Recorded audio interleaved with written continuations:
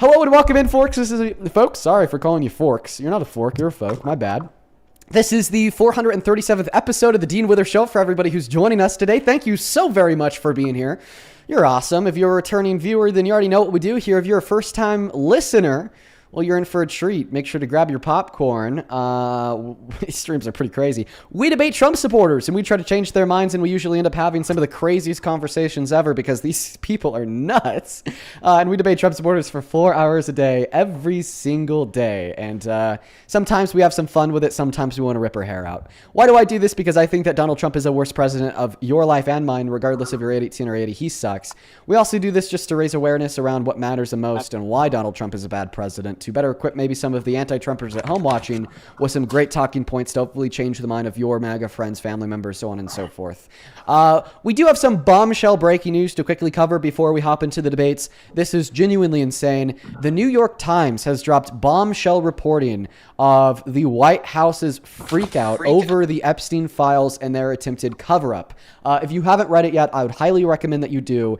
Once again, it's titled Inside the White House Freakout Over the Epstein Files, published by the New York Times around an hour and a half ago, and they go over how last year, prior to the release of the Epstein files, top administration officials were meeting in private in the Situation Room with no phones, so they can't be tapped, to discuss how they want to go about handling the Epstein files. Some of the massive points that stuck out to me is how they knew that going to judges to ask them to release the grand jury testimony from Epstein would fail because there was no legal authority for the judges to do such, but they did it anyways just to try to make themselves look better in the limelight. Something else that they went over is how the administration was very, very scared that Donald Trump would be accused and his reputation would be ruined by the release of the Epstein files. More specifically, an accusation that we get from a woman in the Epstein files named Sarah, who accused the Big T of being trafficked to him by the Big E, and how, according to Sarah, Donald Trump has an affiliation for nipples.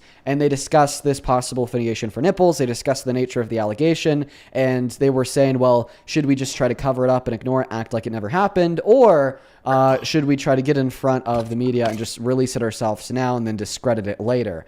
It is bombshell reporting. It is a really good key into where the minds of members of the admin were at during the active and ongoing Epstein files cover-up last year. And gathering this reporting, New York Times said that they spoke with over 1,000 people, including a wide range of individuals close to Trump, including campaign officials, White House staff members, and officials serving in government departments and agencies, former aides, donors, lawmakers, friends, and business associates for this information. And I think that their reporting is pretty damn good. So go check it out. Definitely very, very interesting.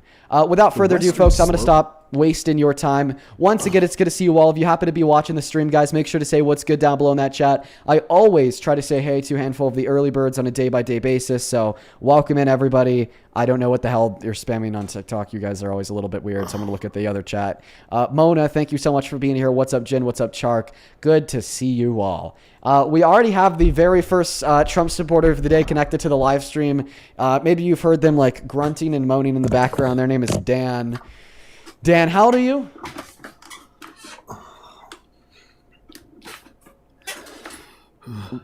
Dan, we're ready for you. Oh. How old are you? 50. you're so Dan's 50. A couple weeks ago, May 29th, my birthday, 76. Wow. 76. Wow. Yeah, so he just turned 50. His birthday's in 1976. And sir, are you an American patriot that loves our country, or are you a domestic terrorist that supports Trump? Support country more than you.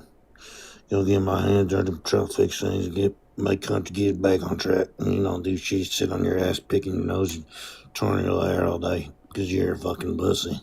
Okay, Dan, you probably shouldn't say that. Not only because it's distasteful, but also because it might get you banned. Uh-huh. But anyway, so what I heard is that you consider yourself to be an American patriot, and you just think that I sit on my ass, picking my nose, and twirling my hair because I hate my country. Well, I would actually say that maybe the opposite is true. You picked your nose so much you accidentally pulled out your brain. If you love the country, you never support somebody like Trump, who's been terrorizing the country since day one, regardless of its attacks on law and order, attacks on our Department of Justice, attacks on the American people. I mean, there's just simply not one facet of our country that's better off today than it was a year and a half ago under Biden. You speak to me? Was I speaking to you, Dan? I was speaking to you. Also, maybe if you want to try to speak a little bit more clear, I'd appreciate that, just so we could understand you a bit better. Hello? Can you hear me? Yeah, we can hear you, Dan.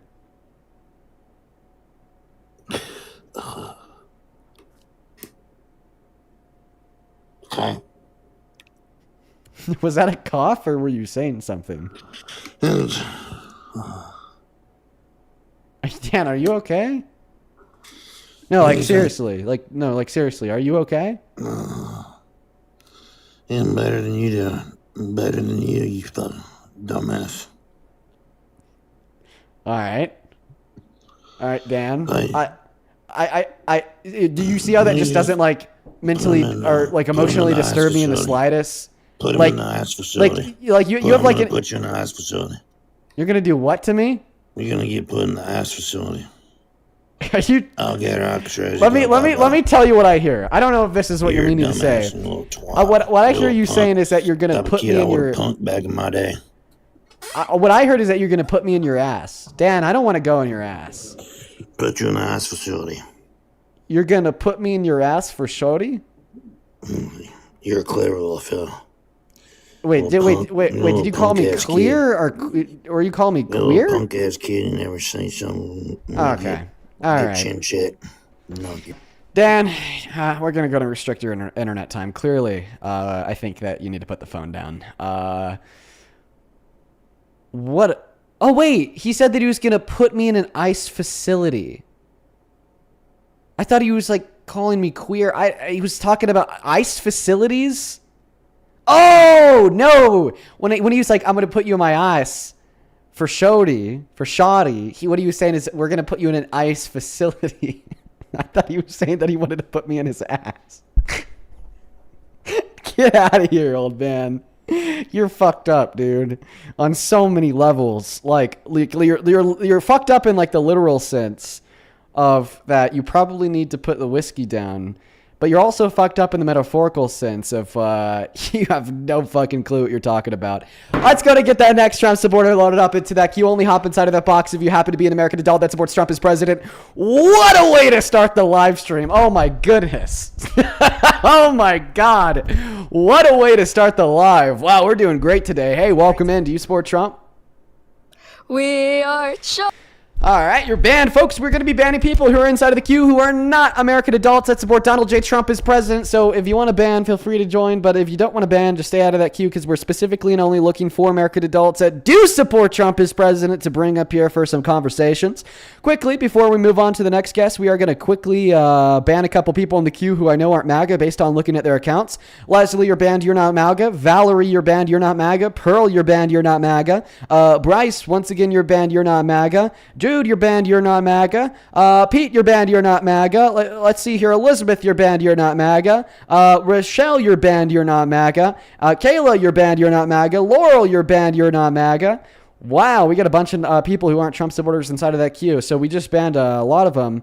But I'm going to continue to just allow my mods to ban people in the background. So when I'm not like shouting out the names of the people who are banned, just know that it's still happening in the background because of my moderation team. We got to do something to control the trolls and ensure that we're just getting debates on this live stream or else we'll have to start the live. So the way to control the trolls, folks, is just to ban the people inside of the queue who we know aren't MAGA. All right. Oh, this bio says run by an adult. I bet that means that they're a minor. Let's go to get that next guest connected right now, folks. Hope you all have had a good start to your day. Hey, Christian, thank you for the $50 on PayPal. Wow. Thank you so much for that love. That is Christan. You are the GOAT. Let's get 500 Christian W's down below. Christian says, long time silent watcher here. Love watching you. TikTok name is Foodie. Foodie, well, thank you. I think that you have been watching for like years, right? Because don't you have like a larger TikTok account? I think I remember seeing you in the chat like years ago. Just know that I really appreciate you for the $50. That's a lot of money. I'm so very grateful for you. Hey, welcome in that guy. Do you support Trump? Quite frankly, it's really nasty, the things you've been. All right, you're banned. You're not MAGA. Moving on to the next guest, folks. We are banning people who are not MAGA. We've never banned them faster, frankly, we've never banned them faster. Hey, welcome in, folks. And you are obviously banned, and you are probably going to jail. So we kicked them off from the live stream. What they showed on the live stream was a naked man, was porn. You're banned. TikTok, if you happen to be reviewing this clip later, keep in mind that there's nothing I could have done to prevent them from turning the camera on, and we kicked them out as soon as possible. That's going to be our 6th arrest. So let me tell you, folks. Something, folks. I bet you all know how it's illegal to go to a park and flash your genitalia to kids at that park. That's a crime. You get put on the sex offenders registry for it. You go to jail. So fun fact, the same laws that apply in person also apply online. And we have over 16,000 people in here, so that person just flashed 16,000 people, including thousands of minors, I would assume. So I work with TikTok on these cases because they happen about once every 2 weeks. I mean, if you're watching my live stream yesterday, then you saw me like proactively talking to TikTok employees just to get my account back. I'm in essentially like everyday communication with TikTok. And I have a running dialogue with one of their moderators by the name of Scarlett that every time we have a guest join that like flashes a naked body of somebody, that I turn around, I give them the timestamp of the live. They go get their account details, and keep in mind, folks, if you're on TikTok, unfortunately, TikTok knows everything about you. Your phone number, your email, your real name, literally where you live, your internet, who your internet provider is, your home address, the other accounts and devices connected to your internet. It's very invasive. They did a whole congressional hearing over it. But anyways, so they know exactly where you live and they know who you are. So then they take that information, they turn around, they give it to your local authorities, and then your local authorities arrest you. You go to court, you argue your case if you want. You're probably going to plead guilty, and then you go to jail for a little bit, and you get put on the sex offenders registry. So far, we have successfully been able to get 4 people on the sex offenders registry, 4 people in jail. It is very illegal, and it's also really, really fast. Think about it this way. If I give this information to TikTok, they have an obligation to act, get their info, and give it to the local authorities, or else I come on live in front of 18,000 people as we are right now, and I blast the hell out of TikTok, and I accuse them of not caring about sex crimes. So they do it very fast. And then the authorities in their local area do the same thing, because if they don't act on the information that TikTok gives them, then both me and TikTok blast the hell out of the local authorities, and they get fucked on the national stage. So then they go out, they arrest them, they throw them in jail. So that person just decided to ruin their life in less than 30 seconds. No clue why they'd do that. Really stupid for them. Let's go and get that next Trump supporter connected to the live stream. Only hop inside of that queue if you happen to be an American adult that supports Trump as president. And I'm sorry if I was long-winded with my explanation there of what happens when people do that, but I think it's important that everybody knows exactly what happens to A, prevent it from happening more, and for B, just to scare the ever-living hell out of the person that just did. No clue why they'd throw their life away. Welcome in. Do you support Trump? Nah. But All right, that's a child. We're going to go to ban you, folks. Keep in mind that if you're inside of that queue, we do have a couple requirements here. You just have to be an American adult that supports Donald J. Trump as president. That's all. You just have to be an American adult that supports Donald J. Trump as president. That's all. So if you are not an American adult, I think that's, if you're not an American adult that supports Trump, I think that's awesome. I'm so happy to have you here. I hope that you enjoy the stream. You are why I do what I do, but unfortunately, we're going to go and ban you if you happen to hop inside of that queue. Hey, welcome in, man. Do you support Trump? Yeah, How old are you? 22. What year were you born in? 2004. Okay. Do you mind if I ask you just a couple questions to ensure that you're like mentally fit to stand trial? Can you repeat that? Don't worry about it. How many continents are there? 7. Okay. And how many branches of government are there? I don't know. All right. Well, you got 1 out of 2. That's okay. You got 1 out of 2. So why do you happen to support the very worst president of your life, Mr. Trump? Mr. Dipey Don, Dozy Donald, Dictator Don, I don't know. Why do you support this idiot? I am leaning to stop supporting him, but I still kind of do. But what are your thoughts on like what he's doing? Like I'm doing like quotation marks, but you can see like the Red Cross post, and well, I could give you my thoughts on him depicting himself as Jesus. I just want to know, like, if you have any reasons to support him that we could quickly address and go over. I do like. Yeah, thank you for the galaxy. I appreciate that. I like his immigration control. Hey man, appreciate you so much for coming up. You said that you were 15 in one of your videos, so unfortunately I got to move on. But if you like his immigration policy, bro, listen, I just recommend tuning into the live stream and hearing me out for what I have to say because we talk about that a lot. We're going to get that next guest loaded up into the queue. Hi, welcome in, Sport Trump. All right, man, that's fine. Moving on to the next guest, folks. This person's name is Cowboy James. And then their profile picture is an AI photo of me and Parker kissing. Ain't that right, James? Yes, it is. You're great. I think that's a child, so we're going to go to move on. A child that's probably had too much caffeine. I think that your parent should, probably take those monsters away. Let's go to get that next guest loaded up into the queue right now. Only hop inside of that box if you happen to be an American adult that supports Trump. Y'all already know the rules. We're going to put them in the middle of that phone screen. We're going to put them in the middle of that phone screen. Dudes reading Dean Parker Yowie compared to, like, touching grass. Dude, come on, bruh. Straighten yourself out, my friend. Straighten yourself out. Get on that right track, dude. Go touch some grass, do your homework, perform well in school. I think that you're very clearly lost. Let's go to get that next guest connected to the live stream right now. We got Ethan loading up inside of the queue. Welcome in, Ethan. Do you support Trump? We are Trump. And you are banned. Get out of here. Get out of here. Do you guys think that was Mar or some Mar impersonator? Who do you got your money on? Who do you got your money on? Do you think that was her or like some dupe? It kind of sounded like her. Hey, welcome in. Do you support Trump? Hi, can you hear me? Age? I'm 19. Yeah, I don't know about that. What year were you born in? Hold up, can you hear me? Cause this is tweaking. I don't think that she's 19. Oh! That was her! That was Mar! Mar! Come on. Come on, Mar. What are you doing? Listen, we need to have a serious chat, Mar. Get back inside of that queue. Destiny, welcome in. Do you support Trump? Hello. Hi, how old are you? 19. What year were you born in? 2007. Okay. And you do support Trump? Yes. All right. What was her at? What was Mars at? I'll keep an eye out for that. We need to have a serious conversation. All right. Why do you support Trump? Because I don't like having any rights. Okay. Okay. Goodbye. Moving on to the next guest. Only hop inside of that queue if you happen to be an American adult that supports Trump as president. Holy fuck. All right. Here we go, folks. Here we go. Let's go to get that next guest, Julian, loaded up into that queue. Only hop inside of that box if you happen to be an American adult that supports Trump. What are we doing? Okay, well, they ruined it. Let's go to get that next guest connected to the live stream right now. Only hop inside of the queue if you happen to be an American adult that supports Trump as president, please and thank you. Make sure that you're only hopping inside of the queue if you happen to be MAGA. Welcome in, Reese. Do you support Trump? No, but I love you, bro. Keep. Appreciate you, boss, but today we're only looking for Trump supporters. Only hop inside of that queue if you're MAGA. Only hop inside of that queue if you're MAGA. Let's go to get that next guest connected to the live stream right now. We're going to go to get Charlie connected. Holy fucking shit, dude.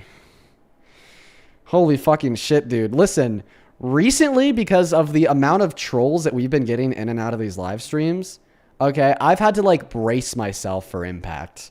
I've had to, like, sit down, turn all the lights off in my room, okay, deprive myself of all sensory input, and just, like, sit in silence and rock back and forth until I feel ready to go. Because you guys stress me out, all right? Just give me a debate. Let me talk to a Trump supporter. I'm begging you. I'm pleading, okay? I'm pleading, you guys, to just allow me to debate somebody that supports the president. Hi, do you support Trump, Emmy? All right, I guess Emmy's gone. Only hop inside of that queue if you happen to be MAGA. All right, only hop inside of that queue if you happen to be MAGA. Let's go to get that next guest, Erico, connected to the live stream right now. Hi, welcome in. How old are you? 18. I was born March 3rd, 2008. Okay. And that makes sense. Can you turn off that music in the background, please? Oh, yeah. Got you. Okay, Alright. perfect. So why do you support Trump, man? Because why now? I wouldn't. He's greatest president. He's getting all the illegal immigrants out of He's the country. greatest president. Yeah, that's what Fox News tells you to think, not what reality tells you to think. So he's a good president because of mass deportation? Yeah. Okay. And they're getting all the illegals out of here. We have mass deportation, brother. Joe Hell- Biden wouldn't do hell that. yeah. How about this? Okay. Was the economy better under Joe Biden in 2024 or better under Donald Trump today? It was better under Joe Biden. Okay. So in other words, Joe Biden wasn't doing something that would have really hurt the country. Because I looked at his account. He's like maybe a freshman in high school. And like even then, he could be a middle schooler, bro. Hop out, bro. Hop out. Moving on to the next guest, folks. Only hop inside of that queue if you happen to be MAGA. Follow the rules, please, and thank you. Hey, welcome in. Do you support Trump? Yes. Yes. Says the 3-year-old. Banned. Why is everybody in the queue legitimately 3 years old? This is not a day. This is not a daycare, folks. By the way, hey, listen, we got a lot of people in here. So while we're looking for the next Trump supporter, I'm gonna take a moment. Get out of here. I'm gonna take a moment just to say something real quick. I did another 1v20 on Jubilee, you guys. It's dropping on the 21st of this month. And the advertisement for it, okay, will be coming out on Monday of next week, telling you exactly what went down. It was insane, guys. I can't wait for you all to see this. I'm so happy that it's coming out soon. I'm so happy that on Monday, you guys are going to be able to see everything. So seriously, stay tuned. Check my accounts on Monday because it's going to be awesome. Only op inside of that queue if you happen to be an American adult that supports Donald J. Trump as president. Please, please, please, please, please, please, please, please, for the love of God, follow the rules. All right, we're going to go to get that next guest connected right now, folks. Only hop inside of that box if you are MAGA. Only hop inside of that box if you are MAGA. All right, folks, we got 305 Blake loading up in. Hi, welcome into Sport Trump. Yeah, I do. Okay. How old are you? I'm 20. Okay, what year were you born in? 2005. December 2005. And why do you support Yes, Trump? sir. I mean, his first term was great. I mean, economy was good. It is what it is. This new term, I'm leaning a little. I don't like the Epstein type stuff that he was included in, but I think he's got a good mindset towards, like deportation, of course, the same thing everyone else says. It's basic. I already know. But also with like the way he goes about things with different countries. I definitely think he's a puppet for Israel because that Iran stuff. It's just I don't Okay, know. do you support Israel? I'm not towards or against. Okay. Well, I mean, I think they obviously should be against Israel, but listen, this one is easy. So if like you're agnostic on your support for Israel, which you should be staunchly anti-Israel, and you think that he's a puppet of Israel, then you'd be agnostic on your support of Trump. But listen, bro. All right, I don't even really think that you have compelling reasons to support Trump. You just say, oh, well, but deportations. Okay, yeah, how's that made our country better? It hasn't. It's only made our country worse. Okay, well, but you think that you like the way that he interacts with other countries. I just think that's a low IQ take, all right? He distanced us from our allies. He's threatened to end NATO, pull out of the UN, pulled us out of the WHO, and now he's like begging all of them to come to his aid in Iran. And the only reason why we're in this position with Iran today is because he pulled us out of an agreement with them 10 years ago that prevented them from building nuclear weapons. His foreign policy is probably one of the worst tenets of his administration. I think that he's genuinely unintelligent and incompetent as it specifically relates to his foreign policy. That was very well said. Very well said. Wow. Yeah, I'm lost. You gained a follower. You might have just overturned somebody. Love it, Blake. Appreciate you for coming up, man. Have a good one. Yeah, you take care. You take care. Let's go to get that next guest loaded up inside of the queue. We love to hear it. We love to hear it, folks. We love to hear it. We're going to get that next guest connected right now, folks. Only hop inside of that queue if you are a Trump supporter. That's why we do what we do. Listen, for all the trolls out there, I had to fight you guys for 30 minutes to get a Trump supporter up in here. Okay? And after finally winning the battle, after 30 minutes of fighting the trolls, we were able to get a Trump supporter up in the queue and then change their mind in 30 seconds flat. Y'all gotta let me, yeah, come on. Y'all gotta let me cook here. Y'all gotta let me reach out to MAGA. Y'all gotta let me try to change their minds. Seriously. Seriously. Holy. Oh my goodness. All right. Let's go to get that next guest connected.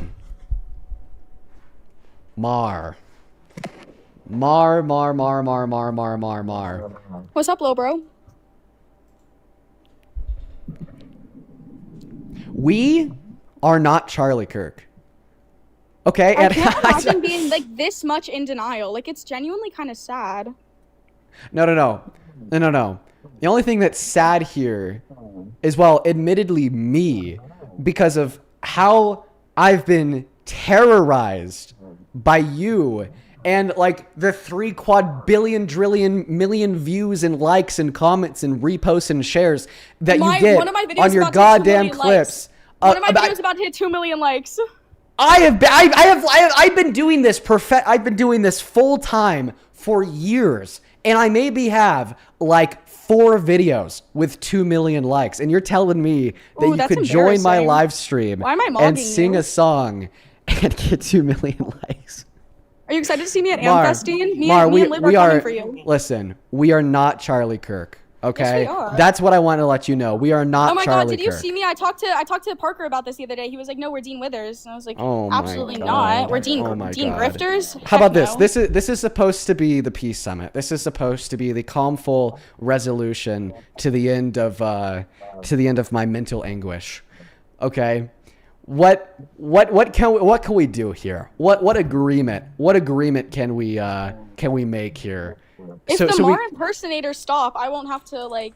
It won't be as bad anymore. These Mar like wannabes are just like they're just like taking my spotlight. It's kind of sad. How about this? Can we agree that you will stop? That you will stop joining my live and singing the "We Are Charlie Kirk" song. What do I get out of that?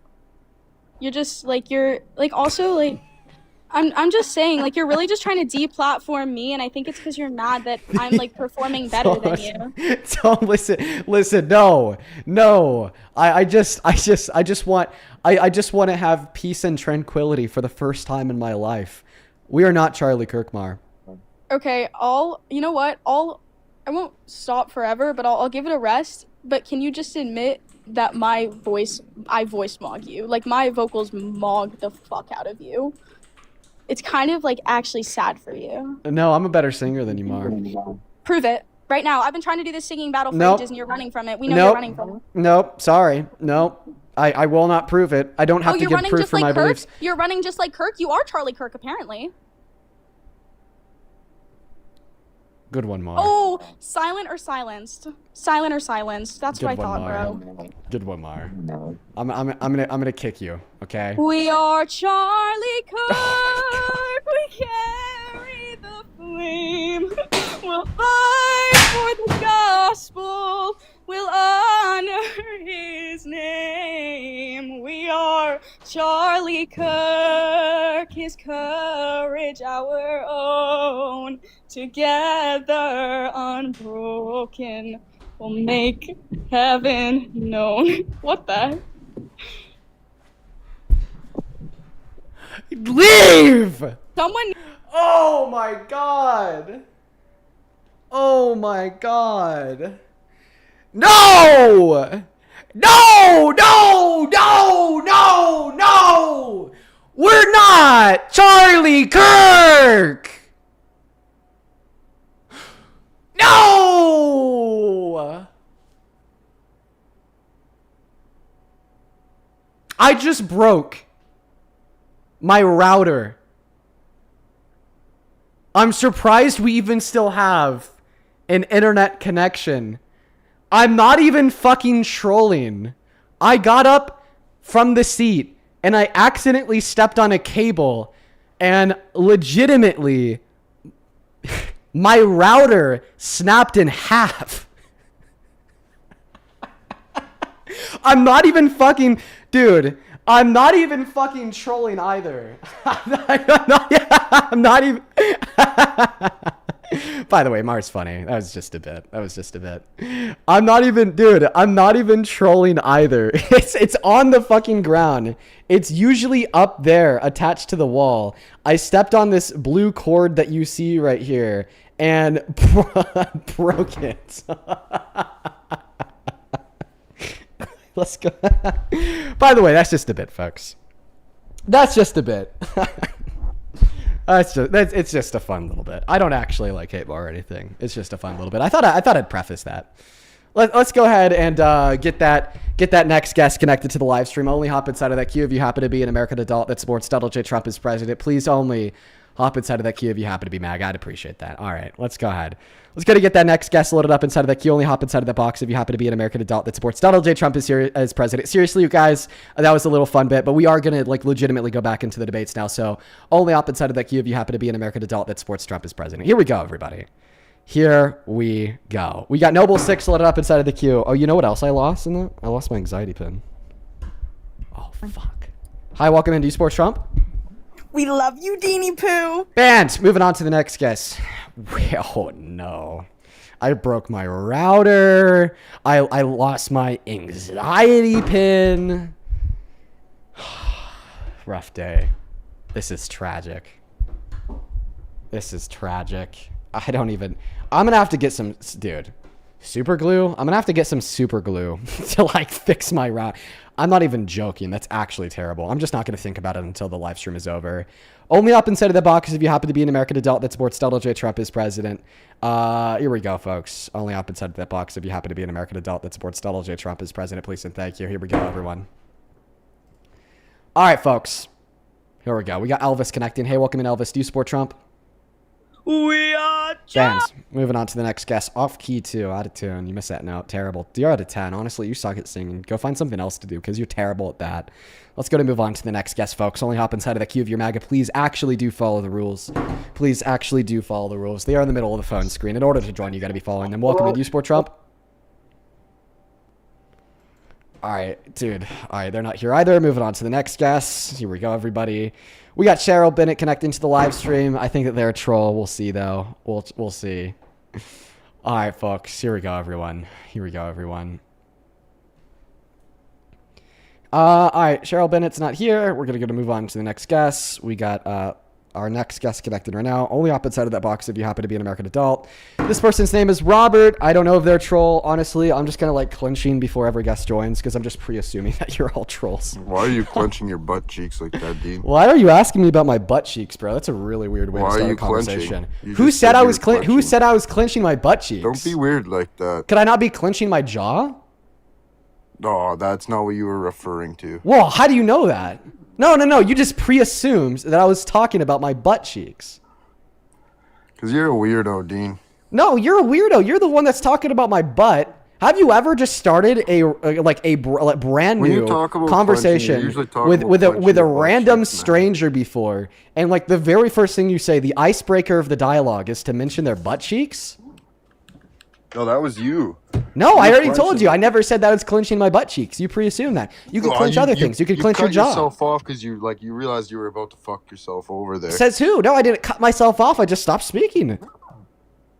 Well, you almost had a voice crack there. Careful. No, you're talking about other cracks too now, man. Get my crack out of your mind, dude. Now you're thinking I'm thinking about it. No, you did. Oh, like this is just crazy. Wow. Okay, listen. Let's just like listen. So don't even get me started. Now you're envisioning me being gay. And you can't make it up.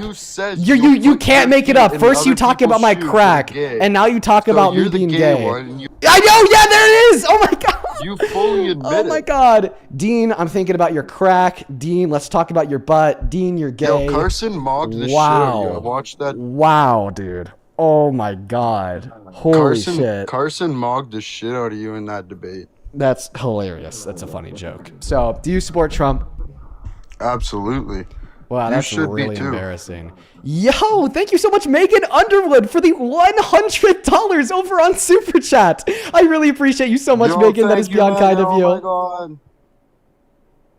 Megan with $100 says, "Hey Dean, are you happy as I am to see some possible movement?" Oh, I am, Megan. yeah. It's awesome. Thank you so much for the $100, though. That is seriously and Thank insane. you, Megan. Let's That is- go. W that is- Megan in the chat. That is above and beyond. Thank you so much, Megan. You're the goat. That is MEGHAN. Guys, please show some love to Megan down below. You're awesome, awesome, awesome. Thank you, thank you, thank you. Robert, go ahead and take it away and tell us why you support Trump. I like that he's getting rid of the illegal aliens. Okay, yeah, as like every other guest on my live so far has said. Listen, folks, the main reason why people self-reported that they voted for Trump in the last election was for the economy. And when we first started doing these live streams immediately after his inauguration, I know you're not, because it's performing like shit. You're not worried about one of the most important things to the average American, and that's why you're a Trump supporter. But listen, folks, this is how the dialogues have gone. So when right after Trump's inauguration, people would tell us that they support Trump because he's good for the economy, his foreign policy is awesome, maybe he's like doing something good overseas, he's like galvanizing, our government, making it stronger, prosecuting crime and fraud, but like he's failed on every single one of those fronts. So it's like almost now anymore, all that you'll hear as well, we support him because he's getting rid of every undocumented immigrant. Listen. Well, have you heard? How has about Donald the crime? Trump's mass deportation? The crime, getting rid of the crime. Getting rid of the crime. Yeah, and they're breaking the law. They shouldn't be breaking laws. So you think everybody who breaks the law should be punished? Fuck yeah, everybody should be punished for their crimes. If I were to go out there and commit a bunch of felonies, what should happen to me? Should I go to jail, or should I become the president? Well, whatever happens, happens. Well, it's a question of what you think should happen. I go out there, I commit a bunch of felonies, I rape a woman, I boast about like exploiting women and girls. Okay, right. Like obviously I'm like this very delinquent, violent criminal. Should I go to jail or should I be president? I'm not going to be on his side with all that, like whether it's been proven or not. But regardless, you mentioned whoa. Who are you talking about? You're pivoting. No, I'm asking you a clarifying question. You just said, and I quote, "I'm not going to be on his side through all that." Who are you talking about? Because you were saying how he was like sexual assault or whatever. What? How Trump? No, I never once mentioned Trump. No, I heard you saying that earlier or whatever, but I'm not. I'm asking. Listen, I'm gonna repeat my question for a third time. This is insanity. Yeah. Go ahead. So you're just talking about how everybody should be held accountable for their crimes, and if you break the law, you should be held accountable in the eyes of the law. That's fine. So if I were to go out there, I were to commit a bunch of felonies, I were to like rape women, sexually exploit naked women and girls, what should happen to me? Should I face consequences for those things, or should I be able to become the president? 100%. You should face your consequences. Absolutely. Okay, don't interrupt me. I think you will. This is exactly why I think you and many other Trump supporters are absolute hypocrites. Because you preach law and order. You say nobody is above the criminal justice system. If you commit a crime, then you should be held responsible for it. But when Donald Trump commits 34 felonies and then gets off of any sentence because he was the president when sentencing came around, you don't care. You still support him. When Donald Trump rapes E. Jean Carroll, is held civilly liable from it, and then gets off of paying what he owes her because he's able to request that the Supreme Court take another look at the case and gets off on it for now, you don't care because it's Trump. When he is held civilly liable for lying about the valuation of his properties in New York, you don't care because it's Trump. When he commits 34 felonies, as I already said, you don't care because it's Trump. When he intentionally conceals classified documents at his private estate in Mar-a-Lago, you don't care because it's Trump. When he gives full and complete presidential blanket pardons to 178 violent rioters who attempted to kill cops on the steps of the Capitol, calls them patriots, and then creates a slush fund to line their pockets with millions of dollars, you don't care because it's Trump. When he creates a new system of justice in America where you and him could commit the same crime, tax fraud, you could go to jail for it. He can't even be prosecuted for it. You don't care because it's Trump. When the DOJ announces that they will be implementing roadblocks to prevent and restrict future prosecution of potential crimes that Donald Trump, his friends, or his family members have committed, you don't care because it's Trump. When his FBI intentionally conceals evidence inside of the DOJ and prevents that evidence from being released to local authorities in Minnesota to pursue charges of murder against the murderers of people like Renee Good or Alex Preddy, you don't care because it's Trump. My point here is you're an absolute hypocrite. You scream law and order only as it would apply to black and brown people, but when it's about the rich white man in the Oval Office, you could care less. Okay, hold on. Before you get too far there, I didn't know on all of that myself. So I'd have to look into more on that because you told me a lot that I don't know. So, you're right. I think he should be held accountable. Of course, of course. Everybody should be held accountable. But what I do like is getting rid of what could be like people that are breaking laws, and they should be coming in the right way, and that way they could be working properly, getting paid the proper amounts. That like it would just be way better. Well, the first thing I'll say here in response is, I don't think that you like can desire for Trump to be held accountable while simultaneously supporting him as president. The reason why I say that is because he's using the vehicle of the presidency as means to an end to prevent himself from being held accountable. Half of the last argument I gave you was going over how he's weaponized the FBI, or how he's weaponized the DOJ, or how he's weaponized his, how he's weaponized the executive branch to prevent him and his loyalists from being held accountable for their infractions upon the law. Now, the second point that I'll make here is you're saying, well, maybe we just need to hold the people accountable who come into the country with the use of undocumented means. Well, I would say that because our government is partially responsible for influencing them to enter into the country with the use of undocumented means in the first place, because we're the ones that made the legal means of entry slow and expensive, that we share some of that blame. And instead, we should offer them a pathway to residency or citizenship as long as they haven't committed bad crimes, because not only do we share some of that blame for their crime in the first place, but also it's what is better for them and better for us. Okay, I see. I can kind of see your point. Yeah. I mean, how would that process work, though? How would that process work? We open up government buildings across the nation, as well as we like send people out to the known addresses of undocumented immigrants, and we have them apply for residency or citizenship. And it's this expedited process where they're very quickly vetted. And if they don't have any bad crimes on their record, then they're granted, like, for instance, temporary residency, where as long as they don't like further commit any more crimes in the country for like 6 months or a year, then they're like allowed to stay here and granted permanent residency or citizenship based upon their withstanding. Would the cost be worth it to build up all these buildings and all these people to pay to do all this stuff, though? It would literally generate a return on investment. Like, not only would it be worth it, but it would make us more money than it would cost. Like, what do you think happens when we allow millions of people to stay in the country as taxpayers? We make more money. It'd pay itself off. In fact, I think that the question that you should be asking is the cost of mass deportation. One moment. I think that the question that you should be asking is the cost of mass deportation worth it? Okay, is it worth it to spend $2 trillion over the course of the next 10 years? Is it worth it to lose $1.1 through $1.7 trillion per year from GDP contributions? Is it worth it to lose $100 billion per year in taxable revenue contributions? The only thing that bears a fiscal cost in this equation is mass deportation, not mass amnesty. Mass amnesty makes our country more money. I mean, there's probably pros and cons to both sides, really. Then name them. Then articulate the cons for mass amnesty that doesn't exist under mass deportation. Name it. Let's see. Here's a thought. Like, I don't know if this would make sense, but like, what about like our landfills and stuff? Does that shit get filled up way more faster? Would that be a big issue with importing millions and millions of people that we probably can't even house them already, and then we need fucking more landfills and shit? This is some dumb shit. What?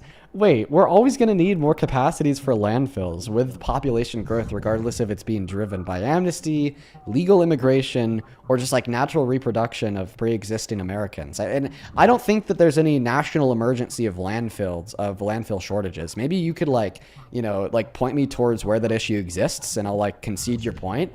But like, I don't really think that issue exists, or maybe at least like one person in government would be talking about it. Now, What was your second point? Well, About how they don't have houses? Nobody, Bro, nobody if talks it on this wasn't stuff, for and undocumented there immigrants, is more then we issues wouldn't than- have than houses. people- 1 out of every 7 construction workers in America is an undocumented immigrant. They greatly contribute towards the supply of the housing market in America. And by the way, I don't think that you as a Trump supporter are too concerned with houses because you voted against the only candidate with housing affordability policy to build 2 to 8 million houses over 8 years in the last general election. Her name was Kamala Harris.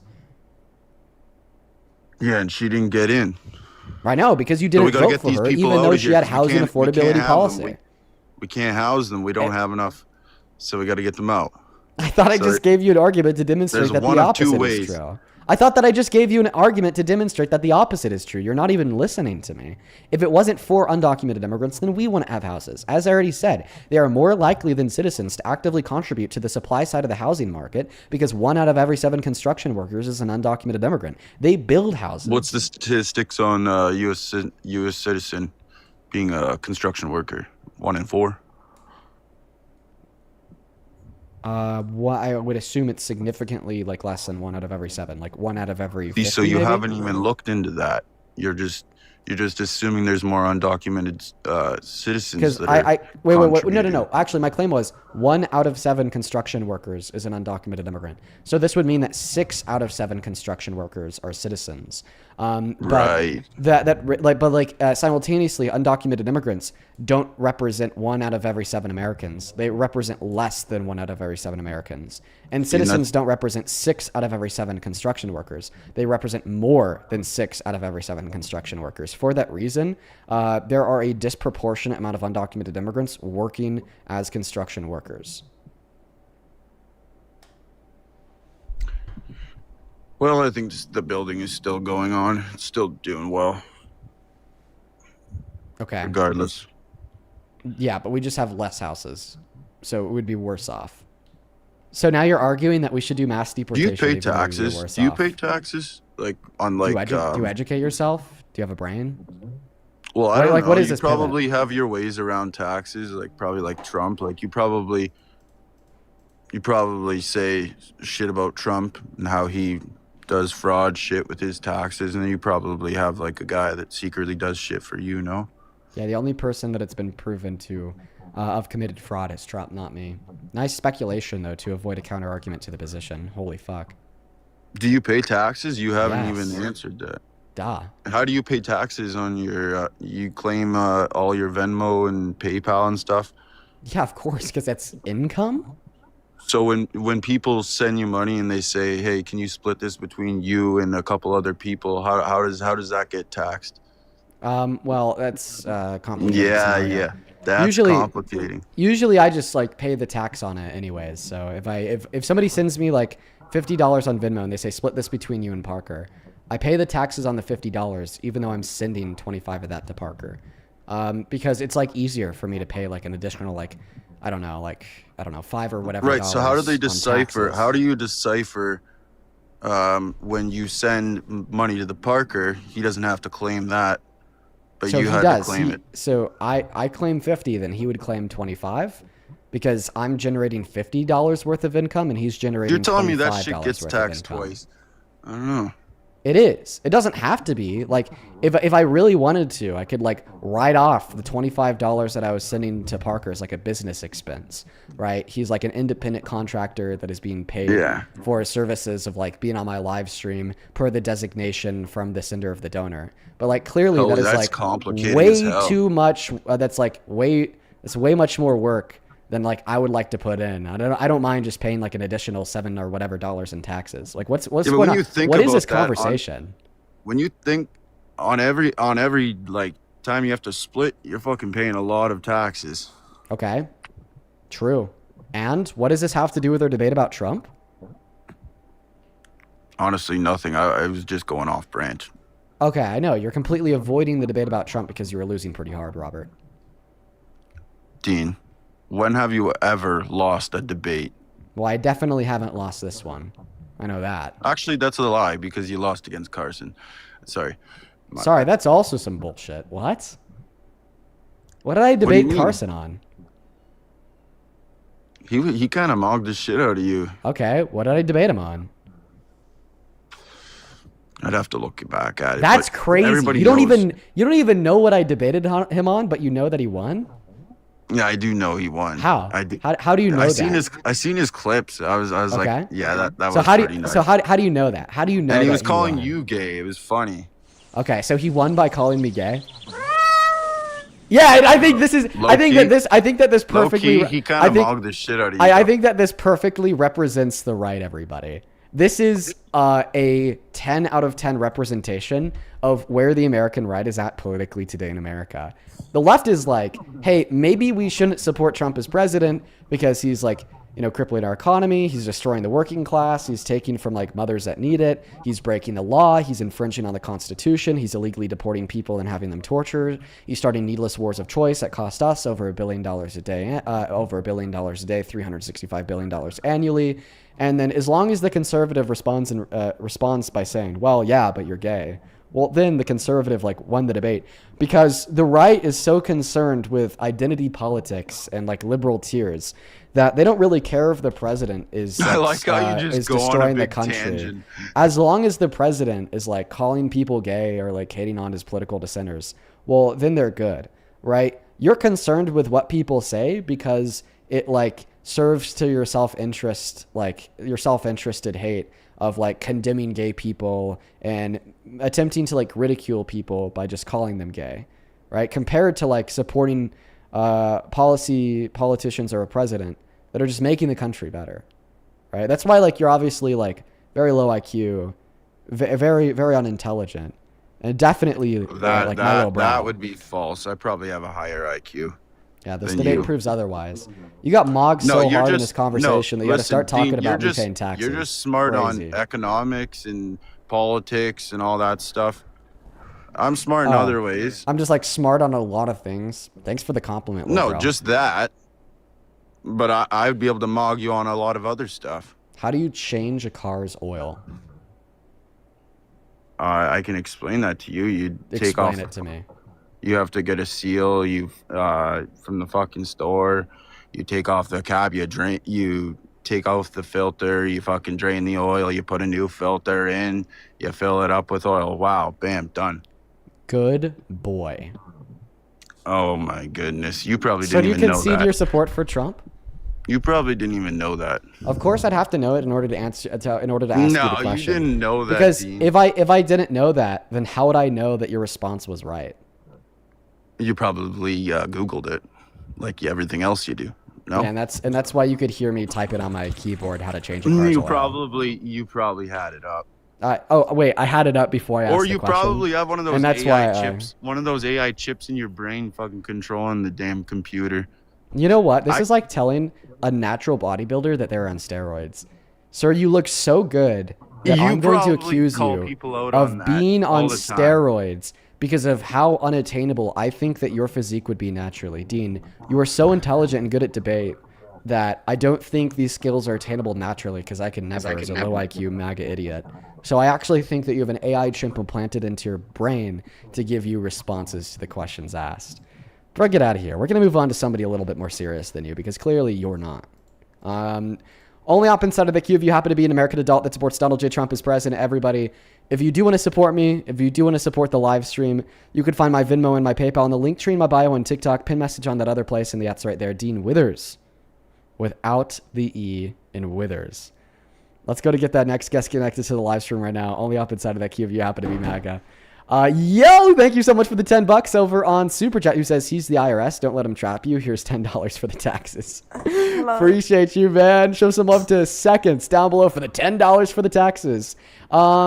ALA, thank you for the $20 over on Super Chat. Let's get 300 Ayla W's down below. That is very kind of you. Thank you for supporting me in this stream. Ayla with a 20 says, out sick today, but being home watching Dean makes it not so bad. Well, I appreciate you so much for being here. You are above and beyond kind. Thank you so much. Same thing to you, Mary. Thank you for the $10 who says, they're so obsessed with Dean and Parker's sexuality, so obviously jealous of two intelligent hot dudes with a friend.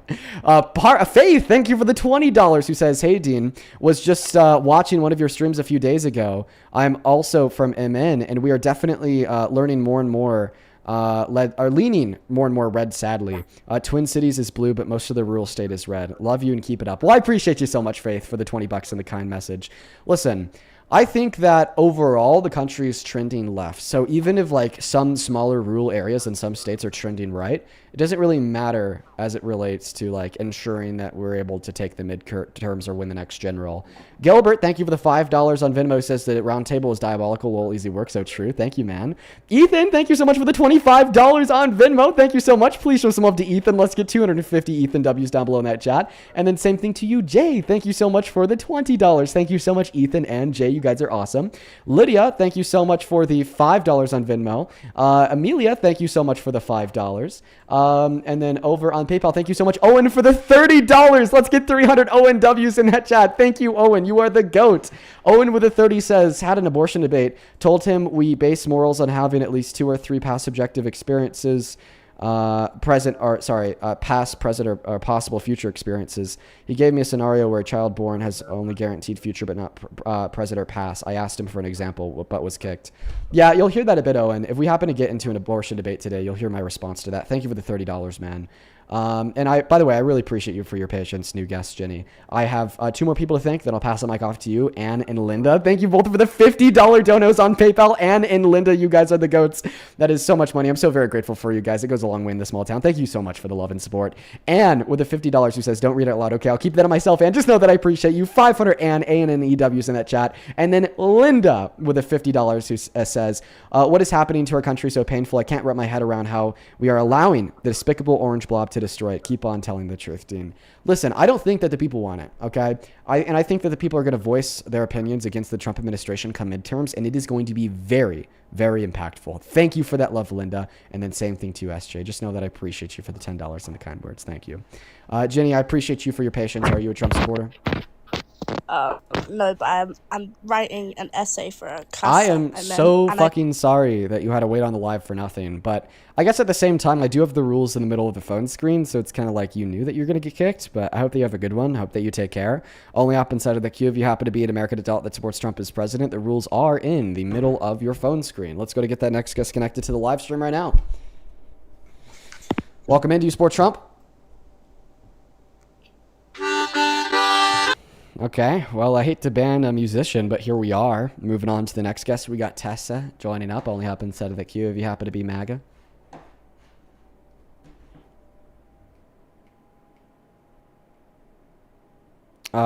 Dean, your Discord invite is expired. Oh, fuck. I forgot to switch that back from yesterday.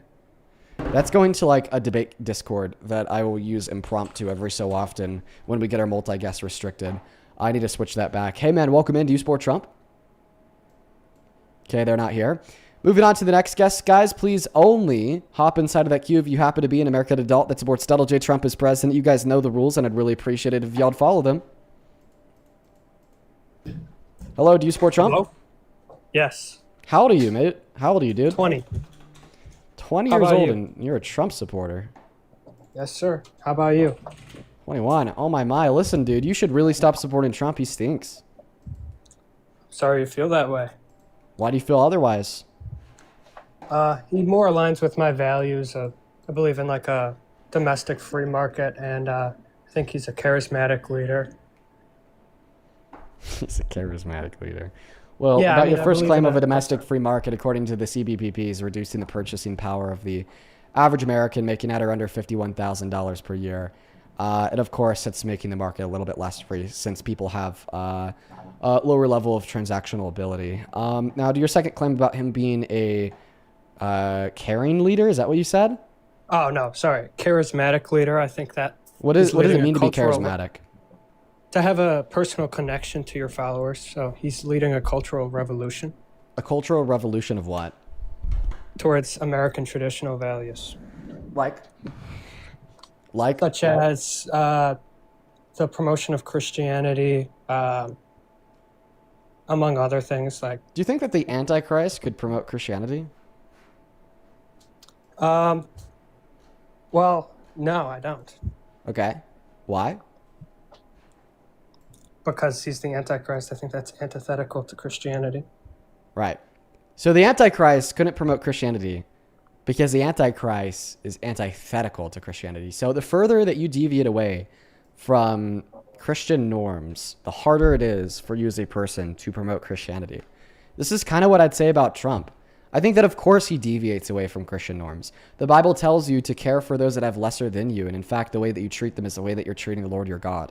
It tells you to love thy neighbor. It tells you to reach out to those rejected by society. It tells you that, if you are to judge another, that you should first judge yourself, right?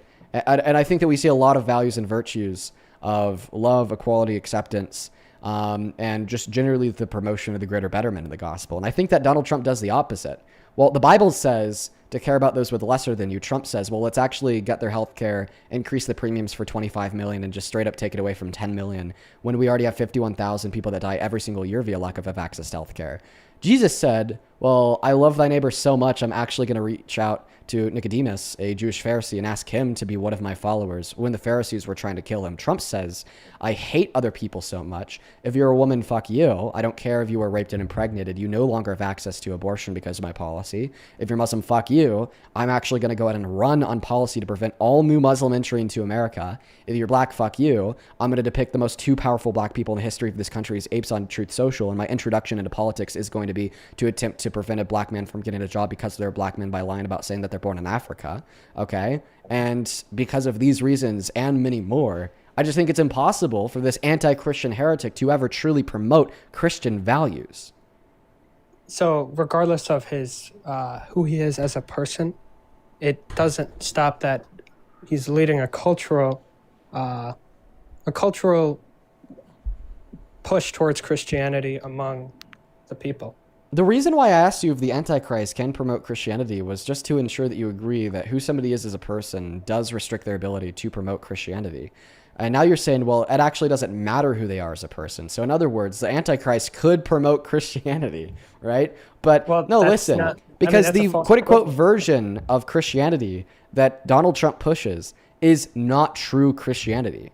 Unless you want to accept that true Christianity means you should be apathetic and not care about others. Unless you accept that true Christianity means that we should like shit on rape victims and call them crazy after they're able to prove it in court. Unless true Christianity means that we should shit on poor people and take their benefits away even if it's going to kill them. Unless you think that true Christianity means we should exclude outsiders and hate people different from us like Muslims. Unless you think that true Christianity means all of these things that Donald Trump embodies and represents within his personality or even within his policy.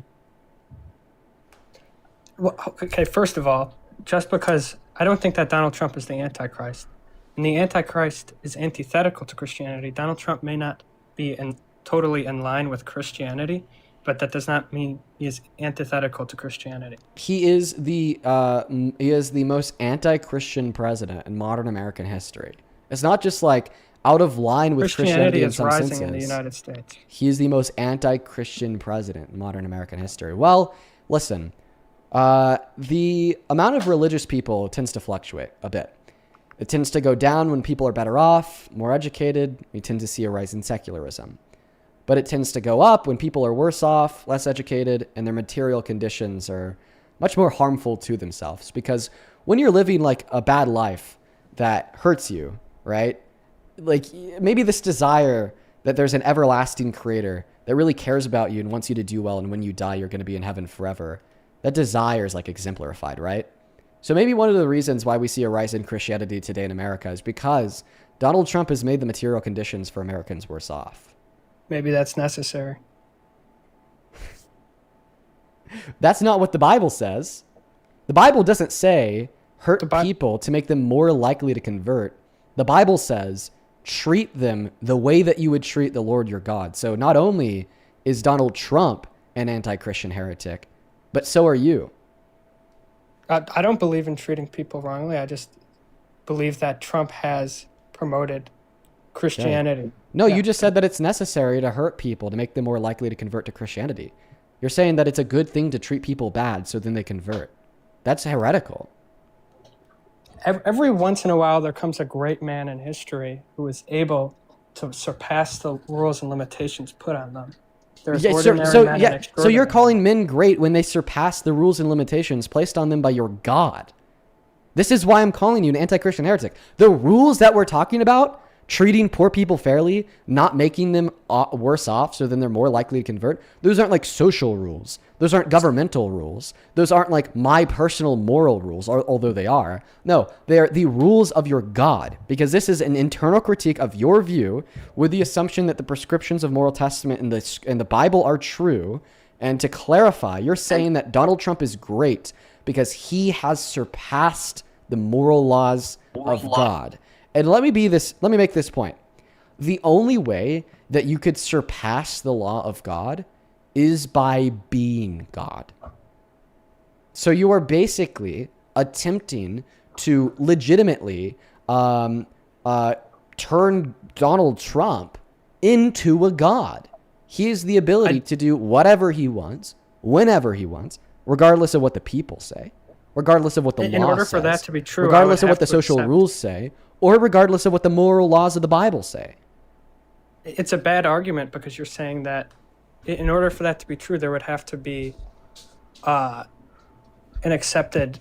Wait, hold on. What was the argument exactly? You said that you had to...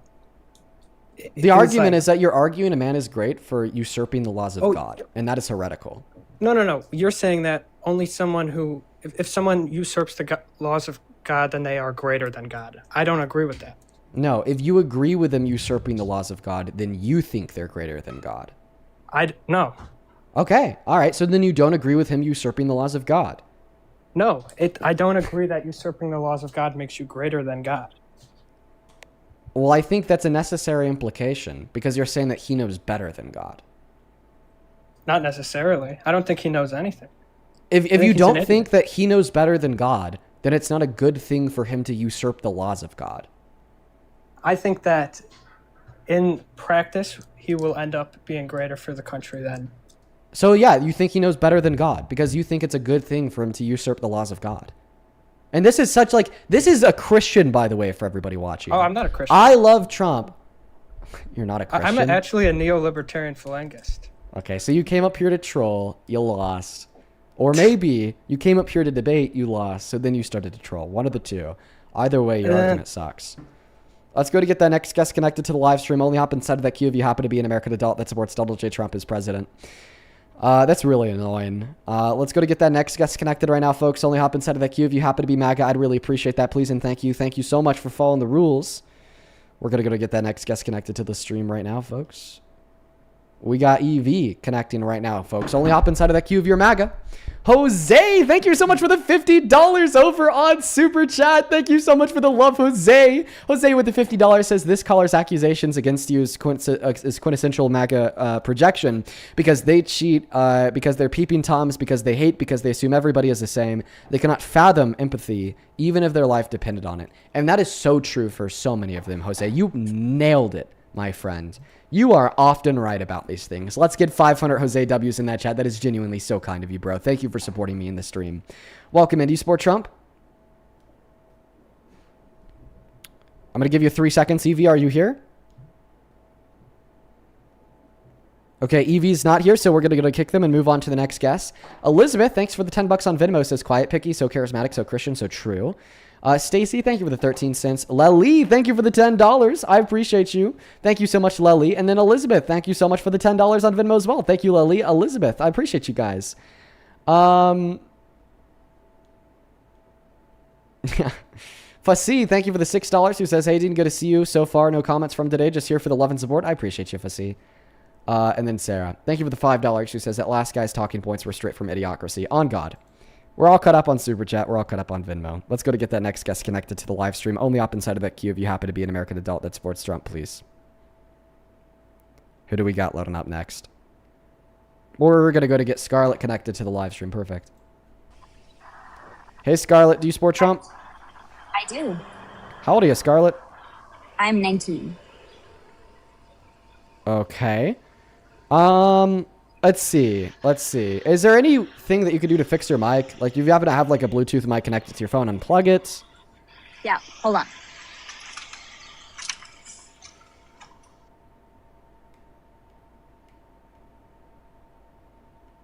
All right, perfect. In the meantime, folks, make sure that you're double tapping. Does this help at all? That is so much better. So, why do you support Trump as president? So, I'm Jewish, and it is extremely important to me to have a president that, supports my country, supports my people, I'm also not the best debater. I apologize. I'm not like. Are you like in like a auditorium? I'm in my hallway. I live in an apartment. I apologize. I was in my balcony, and then, I had to move. Okay, it's like the acoustics here are like terrible. Oh my gosh, I'm so sorry. Let me try somewhere else. I'll try my other hallway. Is this any better? Now I just can't hear you. I apologize. I'm trying my best. Okay. Listen. We'll try here. Maybe if like there's anywhere else that you could go to have a conversation with me outside of your hallway, that would be great. But if the hallway is the only place that you could talk, okay. It is. I apologize. All right, we'll just try our best. Listen. So you said that you're Jewish, so therefore you support Trump because he supports the state of Israel. You do not have to support Israel just because you're Jewish, no matter what the Israeli government has to say.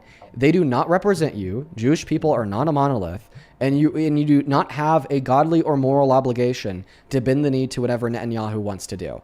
Okay? It is objectively a bad thing to support a country that is committing an ethnic cleansing. It is objectively a bad thing to support a country that has a history riddled with war crimes, including right now with the illegal settlement of the West Bank and the ethnic cleansing of the southern border of Lebanon. It is objectively a bad thing to continually support a country that ignores peace deals, peace talks, and agreements ushered by the U.S. and by Trump, by the way. They've broken his ceasefire agreements. And it's a bad thing to support a country that basically fearmongers over false accusations of another country having nuclear weapons to justify needless war. You do not need to do that just because you are Jewish.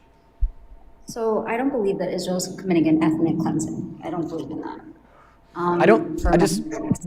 That's like saying that I don't believe that the sky is blue or that squares have four corners and four sides. And let me tell you why. It's an undeniable fact that they have completely leveled and made the southern border of Lebanon, for instance, uninhabitable by the Lebanese people, meaning that they have forcefully pushed the Lebanese people out of the southern border of Lebanon. The definition of ethnic cleansing per Oxford language is going to be the forceful killing or removal of an ethnic group of people from one place to another. So by definition, and this is just one example, there's more examples in this, obviously, we're not even mentioning the Palestinian people yet. By definition, they have ethnically cleansed the Lebanese people from the southern border of Lebanon. So here's what I'm thinking. So I heard this thing that was really interesting to me that said, for example, if you had a war between two... Bring your phone up and talk it to it in your face like this. Does this help at all? A lot. Amazing. Okay, thank you. So I heard this thing that was really interesting to me that said that if you took two random countries and you had them doing a war against each other, and if they took their military troops, right, from either two, and they moved them to another place, if the other side would still attack, right, wouldn't they be attacking the people? If the military moved and they attacked the military, it wouldn't be because of the people. And I think that if Hamas was not embedded within their people and they moved their military, I don't think that Israel would still attack the people. But I think that if Israel moved their military, and they actually are, they're not really that close to where their people are, Hamas would still attack the Israelis. And that's why I don't think it's considered an ethnic cleansing. But the only reason people consider it that is because they are killing people. I can't tell you that they're not. But what other choice do they have? The Hamas is embedded underneath tunnels where the people live. What else are they? Ma'am, I promise you that Hamas doesn't have underground tunnels beneath the entirety of the Middle East. They don't have underground tunnels under the elementary school in Iran that us in Israel hit and killed 168 girls. They don't have underground tunnels spanning the entirety of the southern border of Lebanon, a 25-mile strip from edge to edge that they completely leveled and killed anybody who is still there. They don't have underground tunnels under the entirety of the Gaza Strip, under the entirety of the West Bank. And many of these attacks, it's not like they're going after any underground tunnels. We saw illegal settlers in the West Bank pull up with ARs and kill a couple kids. But my point here is, I think that this excuse of Hamas is so old and honestly infuriating for good people like me and others to hear.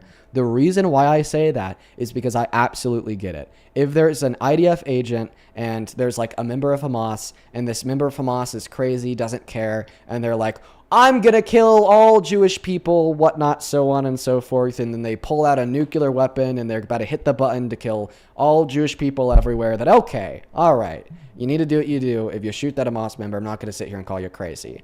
But then you use that logic to then say it's justified to kill little boys and girls because you think they could have been used as a human shield by a Hamas member. You think it's okay to level 25 miles of Lebanon's southern border because you think it's possible that Hamas could be in Lebanon. You think it's okay to send illegal settlers into the West Bank because Hamas might be there? Wait, if Hamas was in the West Bank, then why are we sending non-militant illegal settlers to live there? That sounds almost like Israel's putting the lives of their own people on the line. So that actually doesn't make too much sense. And I think that if you were truly a good person and you're likely pro-life, if you were truly pro-life, then you would not think that the lives of our youth, the lives of our children were negotiable. And in no scenario whatsoever would it ever be okay to level schools, to level hospitals, to level churches, even during ceasefire agreements that you agreed to, and in the process, killing innocent women and boys and girls.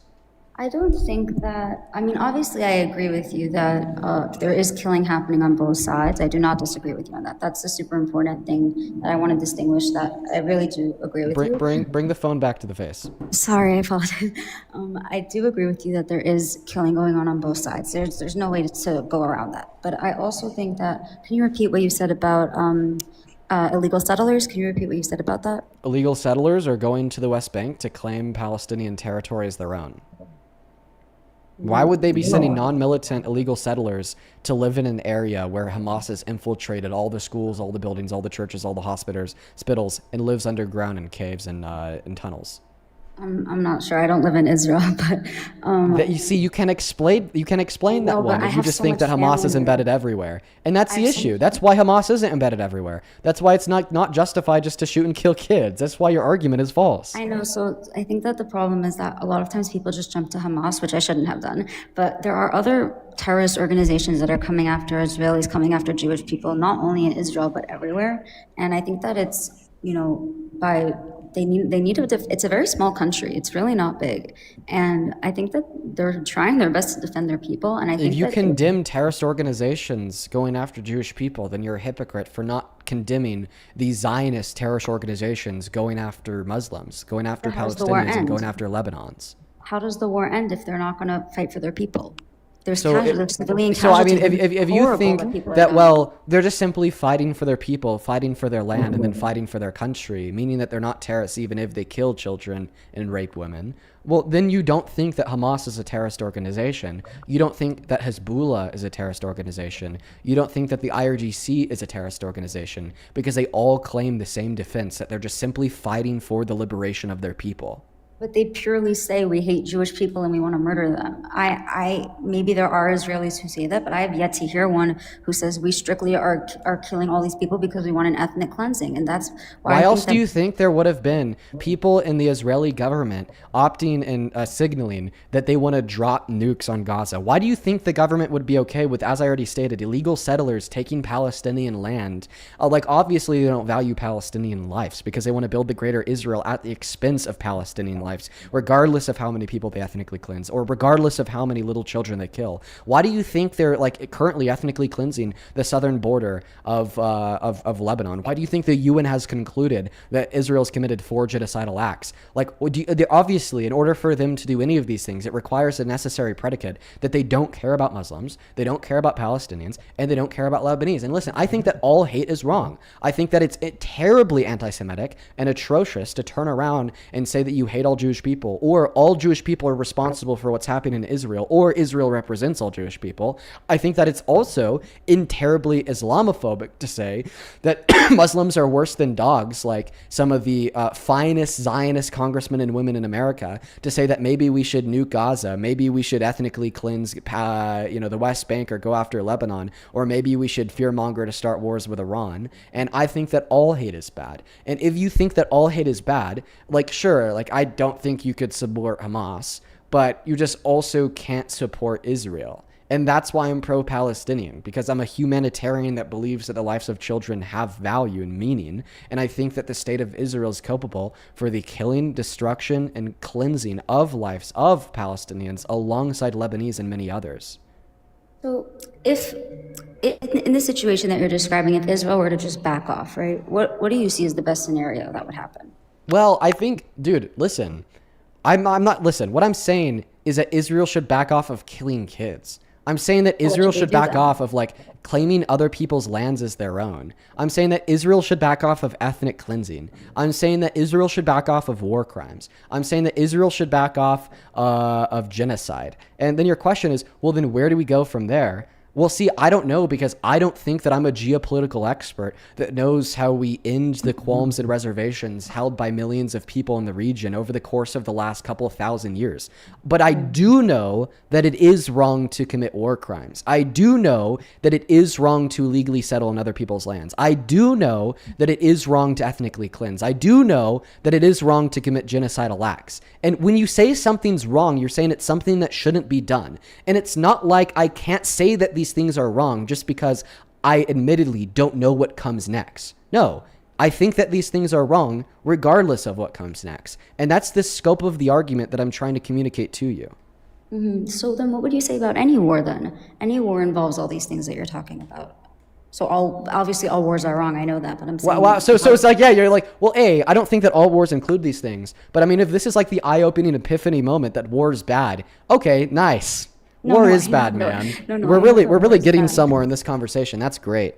And by the way, listen, sometimes wars could be started via predication of self-defense. Okay, you were defending your sovereignty, you were defending your land, you were defending your people's rights to self-determination, and that is a just thing to do. Like people and governments and countries have a right to do those things. Okay, right. But everything that I'm criticizing Israel for is for the things that people and countries don't have the right to do.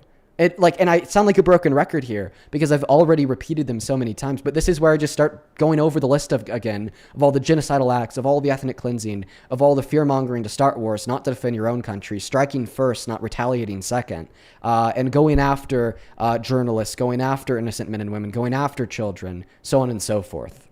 So what would you say about October 7th then? That was pretty bad. And that was a pretty big that was the catalyst. I mean, Israel would not have done... October 7th was bad, admittedly. But listen, that wasn't the catalyst. Like, I mean, now all of a sudden we just forget what happened with the Nakba. We just forget about the continued illegal supervision and colonialization of Gaza prior to October 7th, right? But like, listen, the point is, if you want to condemn October 7th, then you also have to condemn the state of Israel. Because October 7th is every day for the Palestinian people. October 7th is on the southern strip of Lebanon. And we have to univocally condemn all encroachments and violations of human rights. And not just say that, well, because when we look at one instance of Hamas violating a multiplicity of human rights that was admittedly really, really bad, right? That doesn't change the fact that it's bad for Israel to do the same thing. I mean, listen, I think that you make a really good point, but I think that if Israel is going in, right, and you're saying they're killing children and people, I understand. That's not what I'm saying. That's what the Gaza Health Ministry is saying, that Israel is treated as a reliable source for information on deaths in Palestine and Israel for the last 35 years, plus the UN. I don't really trust the information that comes out of Gaza. It's really twisted, so I don't really follow that news. Okay, then you don't support Israel, because Israel does. They have for 35 years. I more follow the people who live in Israel. I more follow what they're talking about, but I'm going to look into that. That sounds very interesting. But I think that there's such a big difference between intention. If I feel so bad, obviously, for all the kids and all the people there, I do. But I think that if Israel By is the way, going... I'm going to give this debate about another minute or two, because this is a debate about the Trump administration, not a debate about what Israel's doing to Palestinians in Lebanon. In fact, I really hate debating it because it's just so inhuman to have such a cynical approach to the value of the lives of children, to think that it's negotiable, and to excuse war crimes and ethnic cleansing. It genuinely rattles me to have debates on the subject matter. I'm not strong enough to have these conversations. And shout out to those that are. You guys are awesome, but I'm not strong enough to listen to this putrid shit, man. So I agree what you're saying with the fact that there are people being killed in Gaza. I don't want to deny that at all. But I think that it's really important to talk about intention. I mean, if there are people from Israel, the IDF. They're going in because they're trying to protect their people. That's what I believe. No one's going to change my mind on that.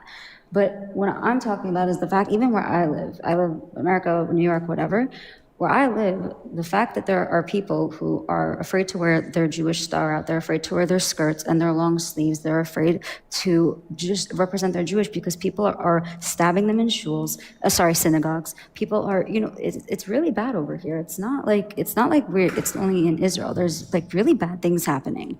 Anti-Semitism exists, okay? Yeah, I know. And for like Jewish Americans that feel like scared to be Jewish in America right now, right? Like, I understand why, right? Like, I think that a lot of groypers, a lot of like far-right Nazis have turned around and looked at and identified the issues with Israel and then just reflected them on all Jewish people. So there's like millions of like these alt-right Nazis that think every Jewish person is guilty of like genocide, ethnic cleansing, and war crimes and all these really bad things that they're using to further their own hate and their own anti-Semitism. So many people, it's so common and it's so popular on the argument. But listen to what I'm saying here. These people are responsible for their own bigotry and prejudice. But ultimately, from their perspective, this bigotry and prejudice is all derivative of the state of Israel and their actions towards others. Israel is the root cause of global anti-Semitism. Israel is the root cause of why so many Jewish Americans feel scared to be Jewish today. Because we have a terroristic ethno-nation claiming that they want to expand, claiming that they're okay with war crimes, claiming that they're okay with ethnic cleansing, doing it in broad daylight, all in the name of Jewish people. They are claiming to be your monolith. They are claiming to be your brain. They're claiming to be your representation on the global stage and theater. And then they're committing all of these bad actions. So if we want to allow Jewish people across the globe to live easier lives, to not be scared to be Jewish, okay, then we need to dismantle the country that is claiming to represent Jewish interests and then slaughtering thousands of innocents. It's interesting that you say that because the literal I'm not trying to call you out or anything, but the literal definition of Zionism is believing that the Jewish people have a right to their homeland. So why would the safest thing for us to do to be dismantle the one place that we actually believe is the place that we should have as our homeland? Okay, and if you don't think that we should dismantle the state of Israel, make sure when you tell people that it's not because you're Jewish, but rather because you're a Zionist. Because when you tell people the reason why you think that is because you're Jewish, you are only further perpetuating that anti-Semitism. All right. So for you are scared of an issue that you actively uphold. You are scared of a problem that you work in perpetuating. It's just so self-refuting, right? Like, you help create the issue that you believe justifies the importance of a Jewish homeland. Well, I don't And then that's the reason why you support the Jewish homeland. But that's then the the state of Israel is then once again only furthering the issue in which you think That's not the only it's a reason, circular argument. You say, hey, if we go out and we do all these bad things and then we drive stupid people to be really anti-Semitic, well, then we can make a claim that it's actually justified for us to go out and do all those bad things. I think that you're a part of the problem. I don't think that innocent Jewish people across the world who disagree with you are against war crimes, who are against Zionism, who agree that the state of Israel is terroristic by nature, deserve to feel the outcome of your efforts, which is people getting stabbed in synagogues, which is people getting hate crimes because of them wearing the David Star, which is millions of like Nazis on the internet attacking Jewish people. They don't deserve that.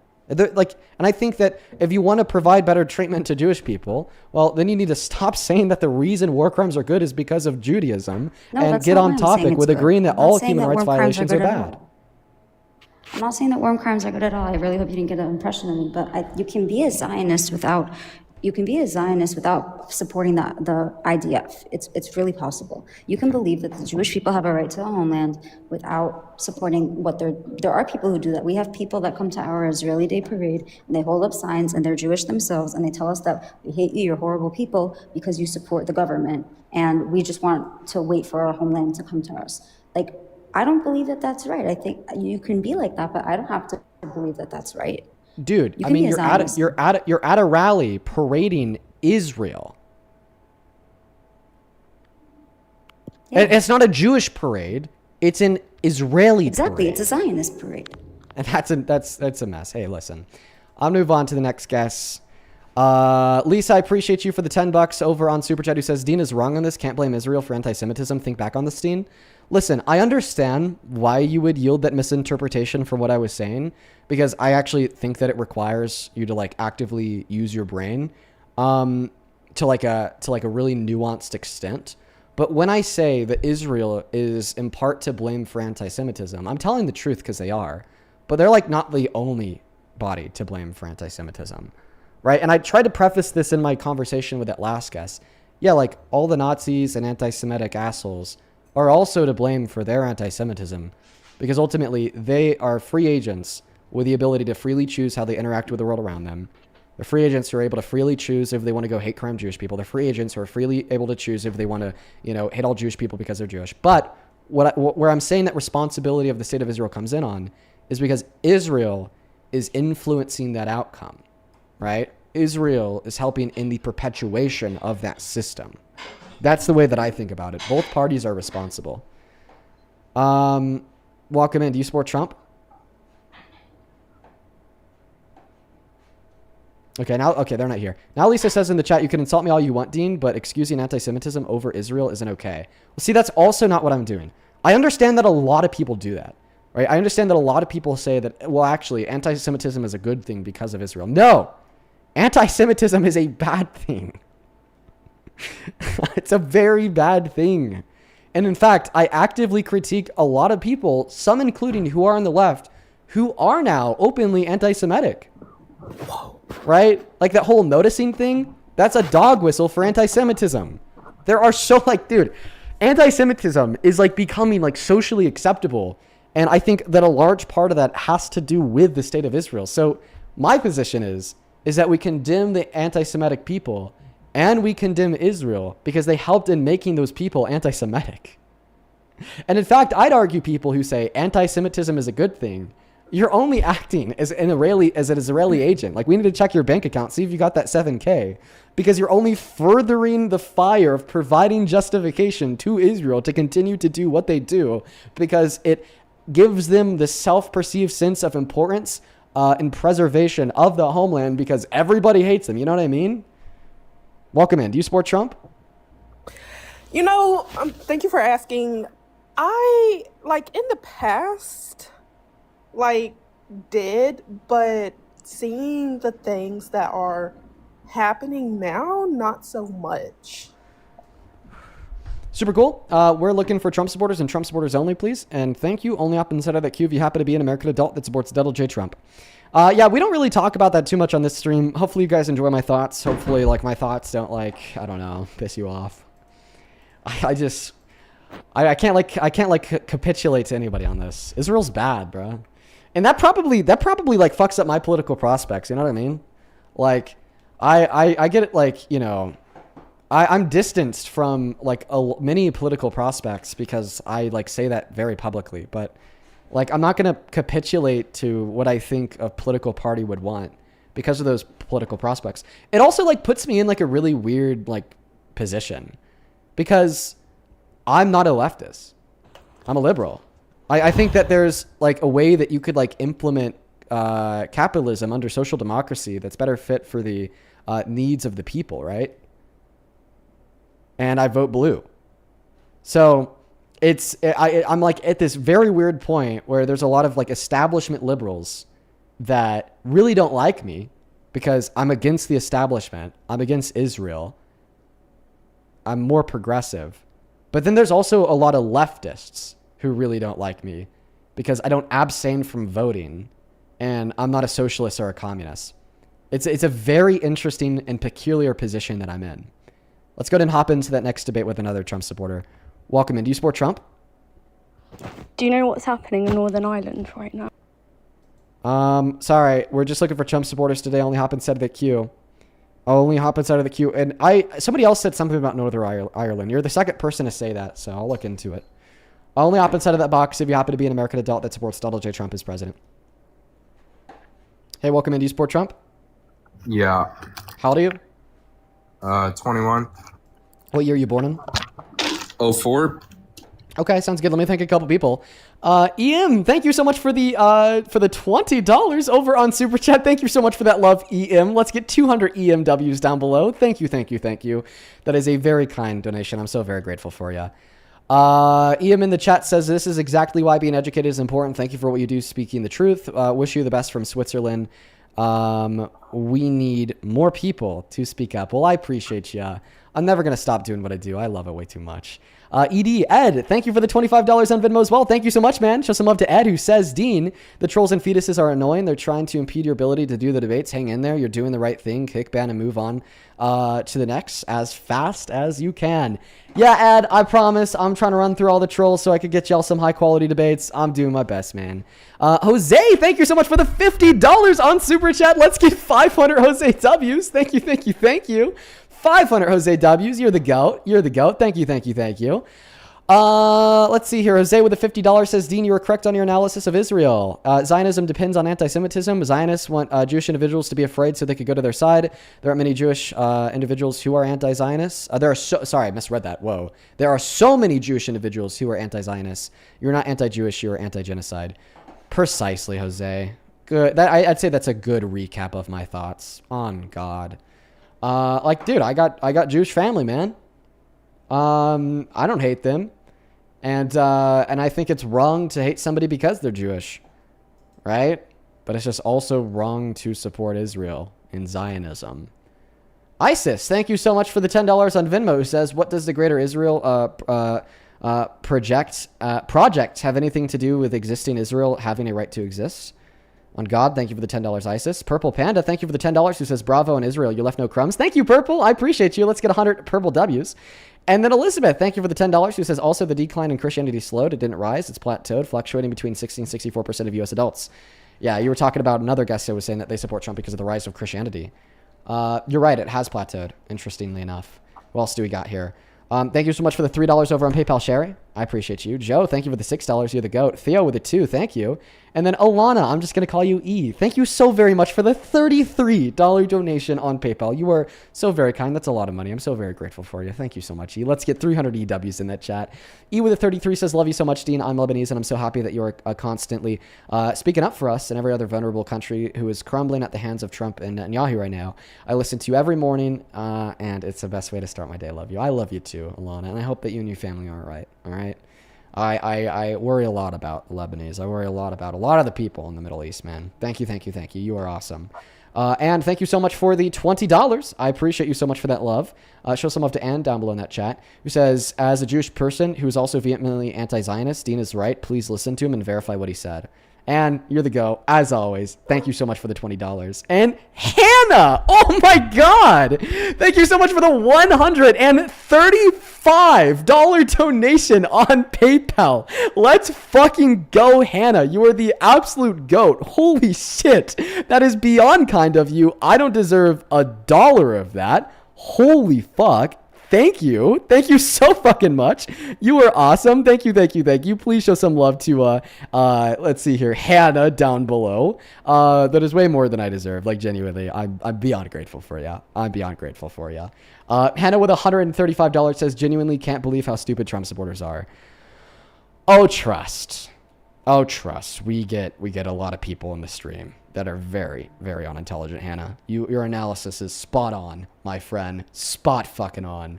And then Keenan, thank you for the $25. I appreciate you. Let's get 200 Keenan W's in that chat. That is Keanin. You missed my super chat where I said that the tangerine toddler said today that he loves inflation after it hitting a 4-year high. Oh my goodness, Key. I saw a clip of that. What a mess. If you want to support me, if you want to support the stream, if you want to get a message across, get a message read out loud, you can find my Venmo and my PayPal in the link tree in my bio on my TikTok account. They are also in the pinned message on that other stream. And right there, you got the @ Dean Withers without the E. Let's go ahead and hop into that next debate, though. Cam, I appreciate you so much for your patience. Go ahead and take it away and tell us why you support Trump. So I'm kind of going to switch away. What's your thoughts on, like, surveillance? Like, I don't know where that lies on the political stance, but I was just wondering what you thought about that. Most surveillance bad, but some surveillance good. But most surveillance bad. But yeah, I want to know why you support Trump. I mean, I feel like he's more on the side of, like, I mean, obviously the right is like I feel like it's closer to like no government. You know what I mean? I mean, first of all, like obviously there's a lot of government, but I mainly wanted to talk to you about that. Like recently, there's been like we're only flock talking to people cameras. about why they support Trump. Are you Patrick Starr? Do you live under a rock? Yeah, I'm watching SpongeBob right now. What do you think of that? It's a good show. I think you're in it. You're Patrick Starr. You live under a rock. That's what I have to say to conservatives who say they support Trump because of small government. Listen, we've never had a president increase the size of the government more than him. Like it's ridiculous. Yeah, Regardless of his expenditure, foreign policy with his tariffs, or domestic policy with ICE agents kidnapping black and brown people. Like, listen, government's never been bigger. Yeah. All right. Well, if you don't want to talk about anything other than All right, moving on to the next guy. So only hop inside of that queue if you happen to be an American adult that supports Trump as president, please and thank you. Follow the rules of the live. We got Ryan Lee connecting. All right. Hey, Tay, thank you for the $10 who says, love this debate. Have you heard of the Ansari podcast? I've not. Should I check it out? And Trey, thank you for the $10 as well. He says, Israel literally purges other Jewish individuals in Israel who are moderate and non-Zionist. And FYI, it's not the homeland. That's a land that was given and then forcefully taken from the Palestinians. On God, Trey. Thank you, thank you, thank you. Hey, man, do you support Trump? Yes, sir. How do you? I am 19. I was Sounds born good. in 07. Okay. Joseph, thank you so much for the $50 on Venmo. Bro, appreciate you. Joseph with the 50 says, I don't think that the quote-unquote establishment has changed by the time you're 35. You or somebody like you is exactly what this country needs. Yeah, listen, I think that the establishment is changing, or else we wouldn't have people like Mamdani. We wouldn't have people like Talarico. And I think that we will see a significantly more progressive future of the DNC. I appreciate you for the $50 as always, my friend. I hope that you're having a good day, Joseph. We're going to pass the mic to this guest to tell us why they're MAGA. I want to see 500 Josephs down below. Thank you so much once again. Go ahead and take it away. Okay, so I do support Trump, and the main reason is because my family supports it, every single bit of my family. And I want to ask you this. Why do you not support it? Because everything I have heard my family, everyone say, he has done. Everything I am aware of has been done that he said. Okay. All right. This is actually promising. There are 3 reasons that I diagnose people to be MAGA. First reason, they're evil. They know that Trump's doing a lot of bad things and they don't care. Second reason, they're stupid. They're just simply not smart enough to intelligently understand why the things that are doing is bad. Third bucket, misinformed. My favorite bucket of people is that third bucket, misinformed, because you actually could have a good heart. You actually could, think that you are a good person with good ideals and good goals, but you're just misinformed about the nature of the Trump administration. You think that they're fulfilling those good ideals and good goals. Also, the easiest minds to change. I'm going to hit you with a good argument here. Would you still support Trump as president if you knew he had sexually exploited naked women and girls? No, I would not. And I was actually going to get into that. Because all of that stuff that has been said, you can correct me if I'm wrong on this. I've never seen anything that was confirmed that it happened. I always heard accusations. So can you confirm there was evidential proof that it was there? Yes, I'm going to give you a lot of it. So on screen, I'm going to show you the jury verdict form from a unanimous jury of 9, including a Trump supporter, that ruled based on evidence he raped a woman. And then audibly, you're going to hear Donald Trump admitting to sexual exploitation by barging into the dressing rooms of naked women and girls at the beauty pageants he owns. Obligation to do that. So you have done that. Now, tell me I'll tell you the funniest is that I'll go backstage before a show. Yes. And everyone's getting dressed and ready and everything else. And, no men are anywhere. And I'm allowed to go in because I'm the owner of the pageant, and therefore I'm inspecting it. I'm inspecting. I want to make sure that You're like everything is doctor. good. You're there. Yeah, the dress. Is everyone okay? They're standing there with no clothes. Is everybody okay? And you see these incredible-looking women. And so I sort of get away with things like that. Okay, can I ask, was this pageant minors or adults? Both. But it doesn't really matter. If you violate somebody sexually without their consent, it's a really bad thing to do, regardless of their age. I agree, but I was going more so to see, because I also heard pedophilia allegations from him as well, correct? Well, what I'll say is that he did barge into the dressing rooms of naked minors. We had 3 teens come forward from Miss Teen USA in 1997, ranging from the ages of 15 to 18. And you would look at their naked bodies, and according to them, they said, "Don't worry, ladies, I've seen it all before." And he is in the complete wrong for that. But why am I getting a but? You told me that you'd stop supporting Trump as president if you knew he'd done this. No. Hear me out. So, do you believe a presidential term, someone should be judged as their presidency by the person they are or what type of president they are? Bro, we literally both believe that they should be judged, of course, based on the president, but also who they are as a person. We both believe that. You said that you would stop supporting Trump as president if he had engaged in sexual violence. You said that, bro. Yes, sir. If you would stop supporting Trump as president if he engaged in sexual violence, then you do think that we could judge a presidency based upon who they are as a person and what they've done in the past. That is a necessary implication of a statement that you made. So, if he has done all of that, can you give me more things that Trump has done that is in the negative field as presidential? Yeah, not but as like a person. Yeah, but like, why should I need you in order for you to stop supporting Trump? Because you already said if I could prove what I just proved, then you no longer be MAGA. Are you walking that back? I'm more so in the line of everything, as I said earlier, everything I have been informed he said he has done. I was not completely familiar with the screenshot that he showed me and the audio as well. I was not familiar with this, or there was that proof. And I do not support that. I do not like that. I think pedophilia and I think doing that to girls itself is incredibly wrong. I do. Okay, so now that you are familiar with a proof of his sexual violence, are you no longer a Trump supporter? I wouldn't say I am or I'm not. I'm kind of, it's more so, it takes time to think over, if that makes sense. Take some time to think over. I think that you're being honest with us. I think that what you're describing here is cognitive dissonance. Okay, cognitive dissonance is where you struggle to connect your rational and emotional faculties. Where you could now rationally understand that you shouldn't be a Trump supporter because you set forth the principle that if he engaged in sexual violence, you no longer support him as president. But there's just some type of like mental like confusion and gray area where it kind of takes a while for us to connect those rational realizations to our emotional belief structures that at the end of the day are the things that inform our beliefs.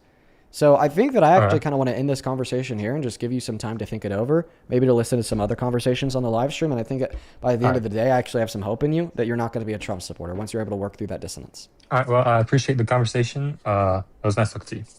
You take care. I think he's going to sit down with that dissonance and he's going to think it through and he won't be a Trump supporter. If I'm wrong, if I'm wrong, I'll say so. I don't know. Maybe I'm just an optimist. Let's go and get that next guest connected. Angel, thank you so very much for the $25 dono over on Venmo. Angel, thank you, Angel. Let's get 250. Let's get 250 Angel W's down below in that comment section. I appreciate you for the very kind donation, my friend. You're awesome. Angel with the 25 says, it's been about a year now. I don't remember the exact date, but this month will be your anniversary losing on TikTok. It's me again. It's me again. Angel, thank you for the $25. You're banned, though. You're so banned. You're so incredibly banned. User 0766446578. Do you support Trump? Huh?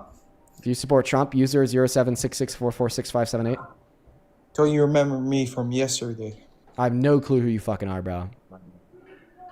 You do. No, I don't. Derek Benedict. That ring a bell? No. Well, yeah. I'm sorry, bro. I'm sorry. Like I don't mean to like embarrass you on live in front of nearly 20,000. Like I'm sorry. Like I'm not trying to be an ass, but like who are you? Like who's this guy? Not one picture. Like Peppa Pig circle pointed. Who's this guy? Yeah, well, that's how I'm feeling. TikTok removed my picture for some reason because of community guidelines I violate for some reason. Are you a Trump supporter, Derek Benedict? Yep. How old are you? 18. What year were you born in? 2008, 5th of March. Okay, give me a moment here. Joel, I appreciate you so much for the $15 on Venmo, who says Northern Ireland is having a... Dean. Why are you interrupting me thanking my donors? Can I just ask something? No, because I'm in the middle of thanking my donors. Yeah, but why are you money hungry? Why am I money hungry? Well, let me tell you. Because I'm the ultimate grifter, And because I'm the ultimate grifter, that means I'm never satisfied with the amount of money that I have. Wow. Meaning that Wow, I'm that's always so- hungry for more money, so then I could take that money and spend it on flights on my PJ with $1 million in the duffel bag to drop it at Louis Vuitton. And that your ego's the problem. No, why are you jealous? I'm not jealous. I'm just You're obviously completely jealous. rich. I'm just trying to thank No, somebody for a I'm $15 donation, and then your response is, nah, it's so money hungry. Shut up. Joel, thank you for the $15 donation. I appreciate you, man. Let's get 100 Joel W's down below in that comment section. That is Joel. Please show some love to You just Joel. proved my point. Can you thank Joel for the $15, child? Well, no, because Oh, are you mad that you just don't have $15 in your account like me? I'm up, you're down. I really don't care. If you didn't But care, you're just- then your first statement wouldn't be to You're a cry, fraud. whine, and like punch a hole in a wall because of it. Sorry, what? Juliana, thank you for the $10 donation over on Venmo because of how money hungry you are, Dean. Curtis, thank you for the $17 and the 77 cents. Who says thank you for continuing education. Let's take this date back. Thank you so much for that love, Curtis. Please show some love to Curtis and Juliana down below in that chat. So much for making me rich. I appreciate you guys so much. I'm so money hungry. Me. Ethan, thank you for the $5 over on Venmo. I appreciate you so much for that love, Ethan. Please show some love to Ethan down below in that chat. Jessica, thank you so much for the $15 over on Venmo. So I can scam you. Now he's saying that I scammed them. Thank you so much for that love, Jessica. If you want to support me, if you want to get scammed by me, you can find my Venmo and my PayPal in the link tree in my bio and my TikTok account on the pinned message on that other place, and right there, Dean Withers without the Ian Withers. Go ahead. Stop, Hannah. Thank you for the $10 on PayPal. Hannah's message says, "Stop scamming me, Dean." Hannah, I'm never going to stop scamming you, Hannah. You just got scammed. For everybody watching, I'm going to need your grandma's inheritance, life savings, your 401k, the money you were going to spend on... Wait, what is your net worth? On lunch for your children tomorrow. I need it all. Janice, thank you so much for the $5 on PayPal. What is so I your could net scam worth? you. What's your net worth? It's so high, sky high. The highest net worth ever, how quite high? frankly. Enlighten me, come on. So high. If I told you the number, you'd spontaneously explode because of how poor you are in comparison to myself. Oh, is it like more than... Charlie, thank you so much for the $10 over on Venmo saying stop scamming me, Dean. Thank you so much, Charlie. Daniel, thank you so much for the $20 over on PayPal. Thank you so much. Thank you so much, Daniel. Let's get 200 W's for Daniel. Thank you so much, Daniel. You are the absolute uncontested GOAT. Thank you so much, man. Thank you for allowing me to take all your money. Huge shout out to Daniel. Joseph, thank you for the $10 who says to my money hungry. Alexandria with a $10 over on PayPal for my favorite ethical billionaire. I'm not an ethical billionaire. I'm an ethical trillionaire. Get it right. Virginia with the $11 who says, here you go, greedy Dean. Thank you so much for all that love and support. Thank you so much. Bank account right now, bud. Hannah with the $5 who says, stop scamming me. Caitlin with the $3. And Jordan with the $20 who says, here's my hourly contribution to the DNC. Thank you for the $20, Jordan. Let's get 200 Jordan W's. Views, bud. Use people for views. What is it? Is it for views or is it for money? It's both, really. It's both. Okay. Why do you think that? No, genuinely, I'm going to stop the bit for a little bit. Why do you think I'm just this big grifter that does it all for views and money? Listen, I don't think I would be able to. Like, I think if somebody was like genuinely like really like hungry for like money and fame, like sure, they'd be able to like keep it up for a little bit doing what I do. Donations go But to where?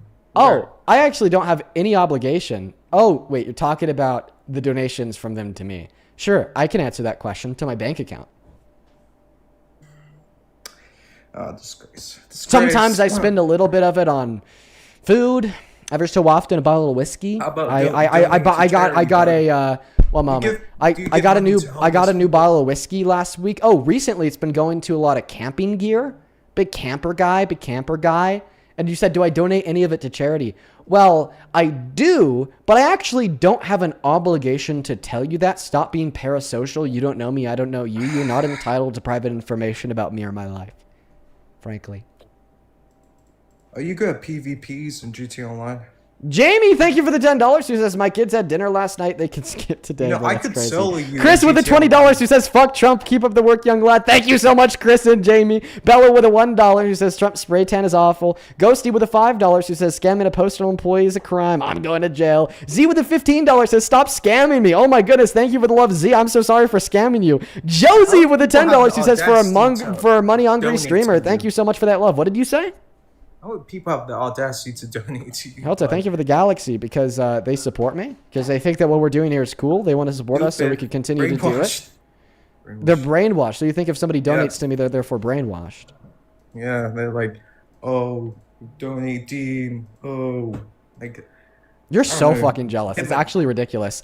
Amy, thank you so much for the $25 donation on PayPal. That is AIMEE. Amy with the $25 says, I'd rather be scammed by you over being in the cult of a mango Mussolini. Thank you so much for the $25, Amy. Let's get 250 Amy W's. Genuinely, thank you so much for the love. You were awesome, Amy. Lavada, thank you for the $6 getting scammed. Berlissa with a 50 cents for my greed. Yes, you are sending it to the right account. Dominic, thank you for the $1. Patsy, thank you for the $30 donation on Venmo, who says, here's to your future purchase and more camping gear. Love you, Dean. Let's go, Patsy. Thank you. 300 Patsy W's. Genuinely, that is so kind of you. Thank you. As well as Jamie, thank you for the $10. Over on Super Chat, thank you for the $20. Rebecca, huge shout out to Rebecca down below. Thank you so much. Show some love to Rebecca. Cassandra, thank you for the little wing. Same thing to Christina. Thank you for the $10. Who says, keep up the good work. Thank you so much. Lovato with another $6 for getting scammed. Emily with the $2. And John, thank you so much for the $15 on Venmo. Says, thank you for scamming me. John, I'm so happy I could scam you. Major Donkey with the $10. Who says, wait until he's talking for this. Grifting is presidential. I know. With every additional person I scam, it become more and more presidential. Dude, Mama, thank you for the $10 over on Super Chat for the grift. Joshua with the $10 on Venmo to fund the private jet. Mark, thank you so much for the $20 on Venmo as well. Let's get 200 Mark W's. Mark says, thank you for brainwashing me with the facts. Woo! I'm brainwashing you, Mark. User, I'm going to go to kick you, okay? Julia, thank you for the $50 over on Super Chat. That is insane. Thank you so much, Julia. Let's get 500 Julia W's in that chat. That is so fucking kind of you. Julia with the 50 says, wash my brain, Dean. I'm washing your brain. I'm washing it. That's right. I'm washing your brain. Katie with the $10 says, Dean, my diaper is so full. Katie, what does that mean? I actually want to say something. I don't get that one, Katie. Dean, Angela, thank you for the $10. She says, you forgot to mention that the DNC's paying you, right? No, they are. I'm sorry. You're gonna have. I'm gonna mute you. You're actually gonna have to pay me $10 to unmute your microphone since I'm so money hungry. You can find my Venmo at the top of the screen. Please send me $10 at once.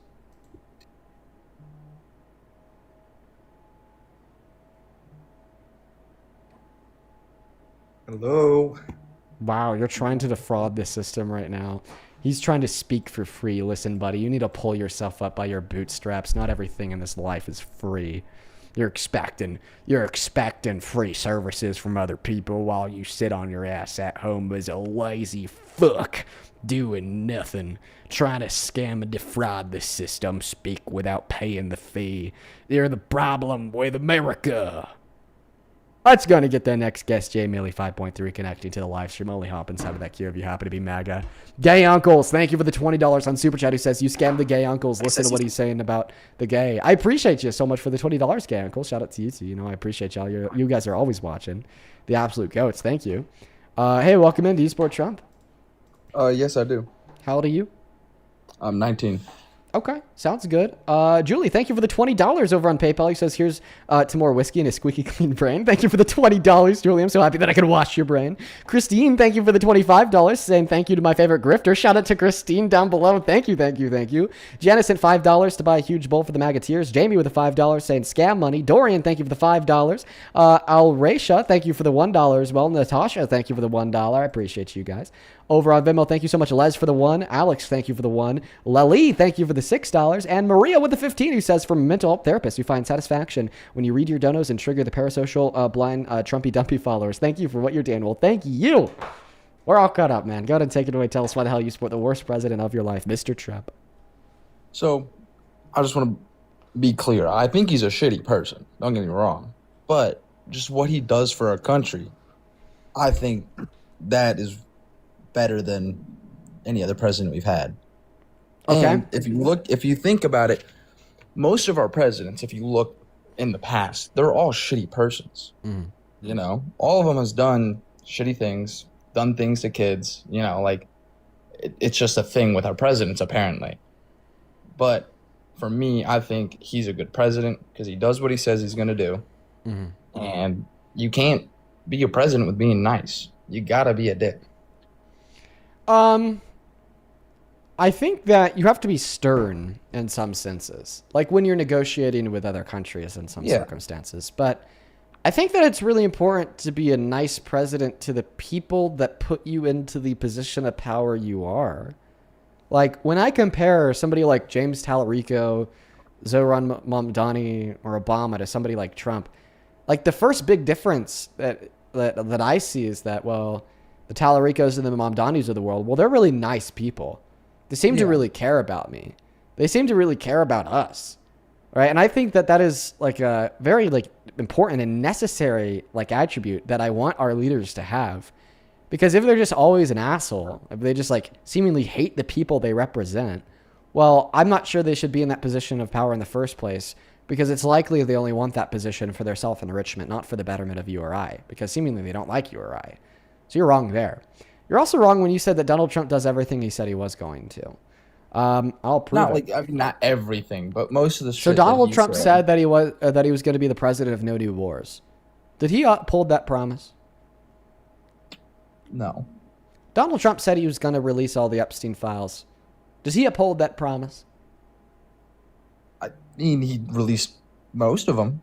Okay.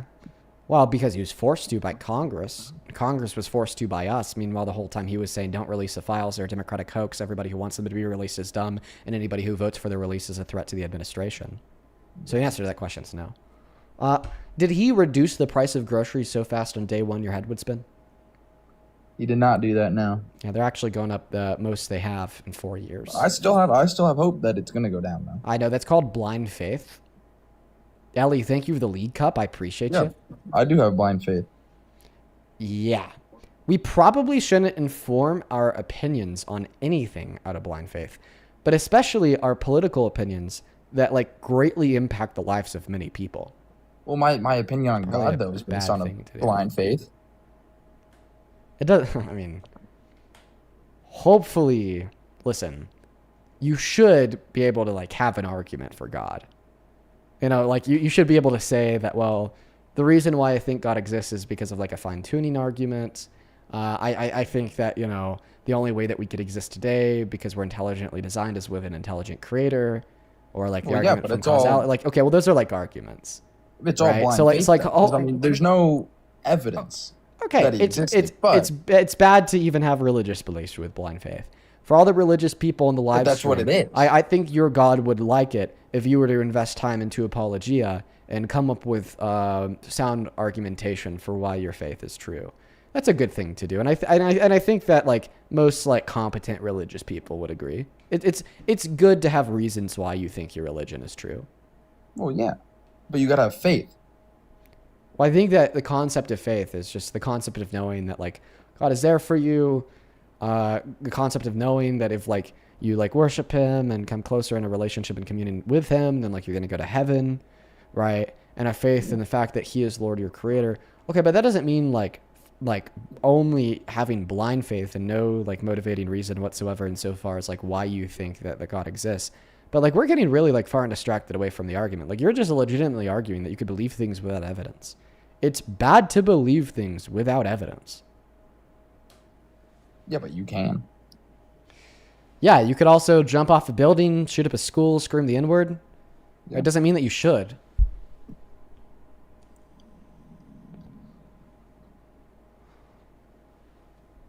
Yeah, I'm not gonna lie, I got nothing to say. Okay.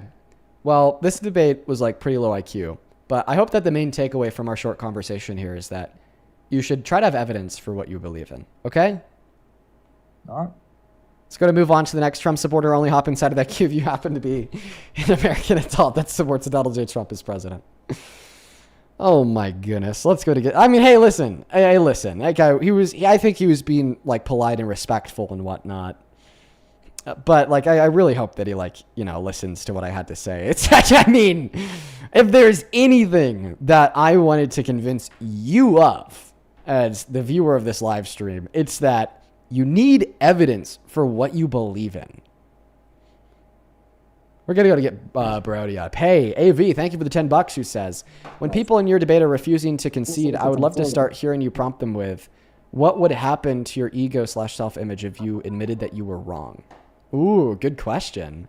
Good question. Really good question. Hey, do you support Trump? Okay, goodbye. Oh, they were playing the We Are Charlie Kirk song in the background from like 3 rooms away. Okay, let's go to get the next guest, JC, connected to the stream. If you want to support me, by the way, if you want to support the live stream, by the way, you can. You can find my Venmo and my PayPal in the link tree in my bio on TikTok, pin message on the other place, and that's right there, Dean Withers without being Withers. That is either small child's. Hi, pronouns, please. What do you mean? Like she, her? Okay, the what do you mean tells me all I need to know. Let's go to get the next guest loaded up in the queue. Only up inside of the queue if you happen to be an American adult that supports Trump. Follow the rules. Holy moly. Hey, do you support Trump? Hey, how's it going? Yeah, I do. Man, that's pretty embarrassing. How old are you? I'm 21. I was born December 2004. Okay. All right. Give me one moment. Judith, thank you so much for the $50 donation on PayPal. Judith, you are the GOAT. That is very, very kind of you. That is so much money. I'm so very grateful for you. That is JUDITH. Please show some love to Judith in that chat. You're awesome. Judith with a 50 says, thank you for all your hard work and for educating us. I try my best, Judith. Thank you for being here. Thank you for watching. And I hope that you enjoy the stream today. Show some love to Judith. Deborah, thank you for the $5. Jody, thank you for the $5. And then over on Venmo, appreciate you so much, Maddie, for the $5. Who says, I love watching your streams. Let's go. Misha with the $10 who says for Momo treats because my cat Raven pulled through her emergency surgery. Let's go. Hell yeah. Then Selena and Amanda. Thank you guys for the $5. Go ahead and take it away, man. Tell us how the hell you support this idiot. Also, I see somebody in the chat saying that the math is wrong. He's not 21. The math is right. And the reason why I know the math is right is because I was born in September of 2004 and I'm 21. Yeah, I mean, people in the chat, they're not that great at math. Anyway, I mean, I'd say I support Trump because, like, at the end of the day, I just want a country that, like, puts its own citizens first again. You know, I look at, like, how we were in, like, the early 2000s, and, you know, we would, like, put our citizens first. We don't do that anymore. A lot of people are frustrated because they feel like politicians are, like, disconnected from normal life and, like, kind of out of touch. Yeah, that's why we vote for people like Zoran Mamdani, not billionaires like Trump. I'm going to let you finish speaking. I'm interrupting you, but once you're done, I have a question. Sure. Well, you know, that's why a lot of younger conservatives are like more willing to speak compared to how they were a few years ago. People point figures like Charlie Kirk because he says more things directly than most politicians will. And like a lot of supporters feel ignored by the media and mocked by just having basic patriotic views. For many people, I feel like a lot of them just want like stability in a sense that the country still stands for something. Some think it's important to carry older American values forward instead of letting them disappear. A lot of people believe the biggest problem in politics right now is nobody but like seems to be willing to defend national identity anymore. That's why they think they still there's still a flame worth protecting. Listen, I think that you're doing like a social evaluation of why you think like holistically like a group of conservatives support Trump, but I'm actually asking you for why you support Trump. But I mean, the one reason I heard you say that you support Trump because he puts people first. Can I ask you a question about that? Sure. Do you like when were the American citizens put first? More so, to a higher extent. Yo, M, thank you so much for the sports guy. I appreciate you. Thank you.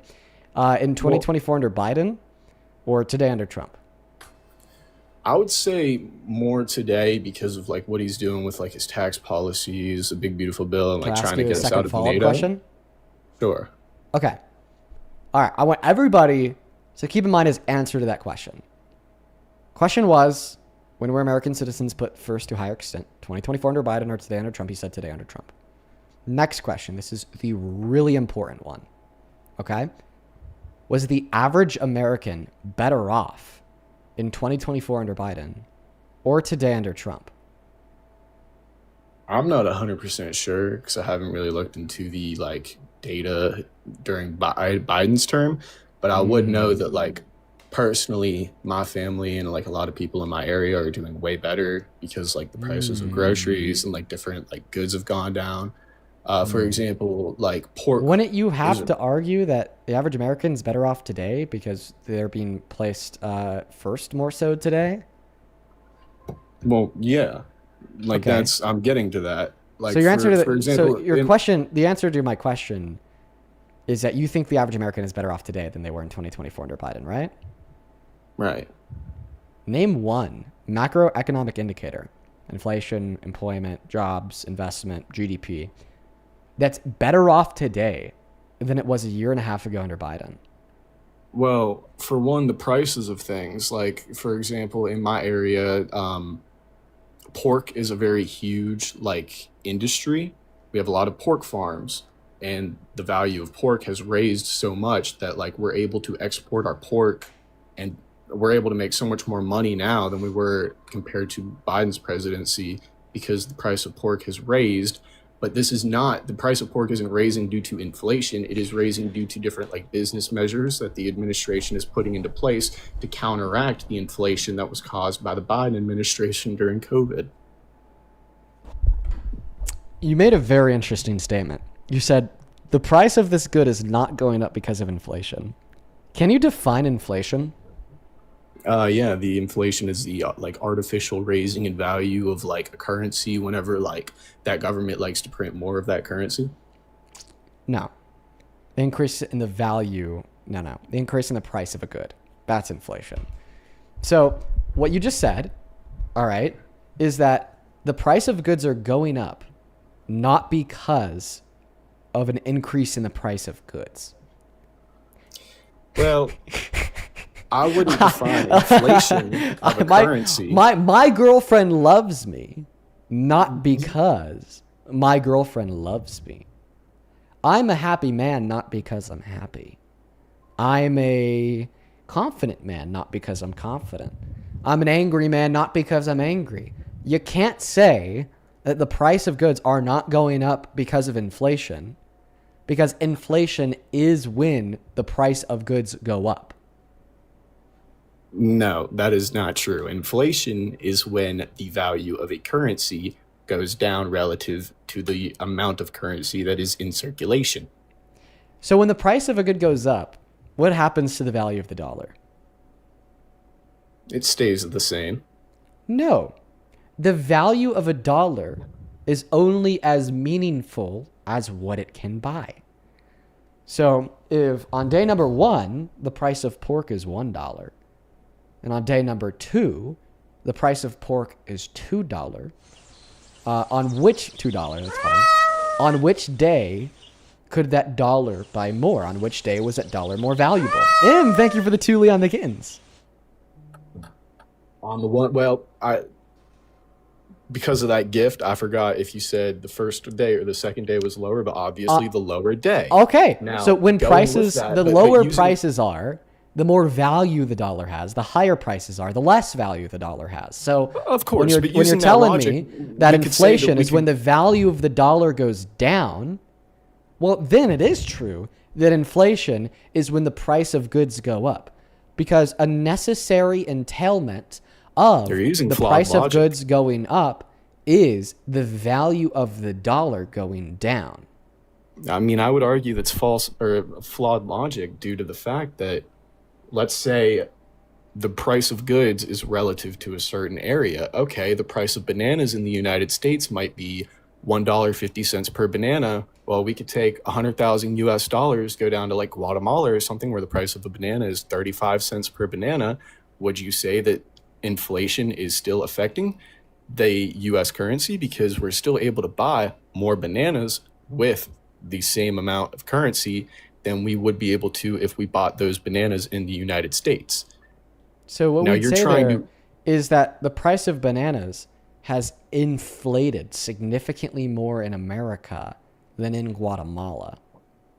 Right, but because Because the your dollar inflation has is more the price value of in bananas. Guatemala than it does in America.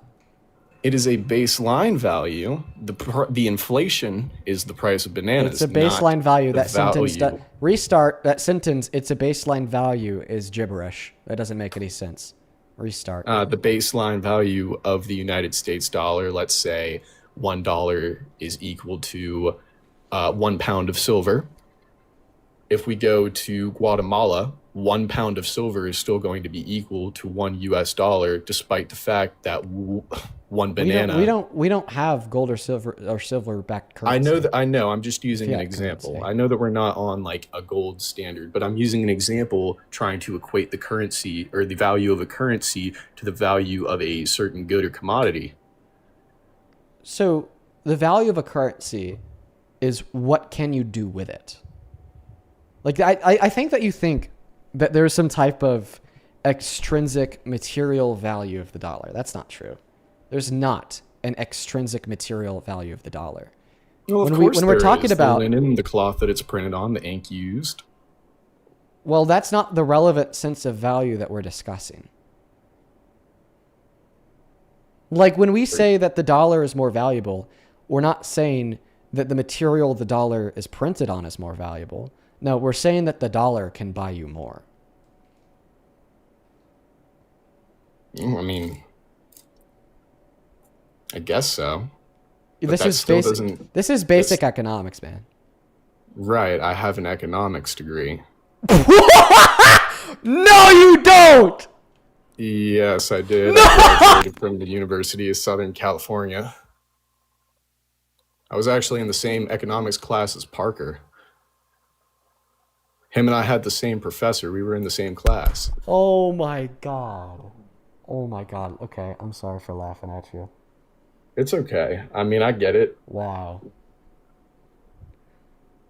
What's wrong? I mean, I was just realizing. I'm just fucking with you, man. I don't actually support Trump. I did the Charlie Kirk song in that first paragraph. Like, if you like chop it up. Get out of here. Kid. Okay, you're wasting my time. You're wasting my time. That was kind of funny though. I got me, bro. Dude, that got me. Dude, that fucking got me. I was about to say, like, maybe Charlie Kirk had a point. Maybe college is a scam. Bro, that was some wild shit. That was some wild shit. Let's gotta get that next Trump supporter loaded up into the queue right now. Jesus. That guy was pretty quick on his feet coming up with like shitty counter arguments. You know, that's a skill. Being able to like troll is a skill. And that guy was pretty good at it. It must mean that he's like pretty intelligent. He probably does actually have an economics degree to be able to bullshit his way through like shitty argumentation like that. Hey, welcome in. Do you support Trump? Yo, I love you, D. Hey, base dude, but today we are just looking for Trump supporters. Hope you have a good one. Take care, my friends. If you want to support me, if you want to support the stream, you can find the Venmo and the PayPal in the link tree in the bio on TikTok. Pin message elsewhere in the ats at the top of the phone screen. Dean Withers, without the Ian Withers. And once again, Em, I appreciate you so much for all the love and support. You were literally awesome. I'm so very grateful for you.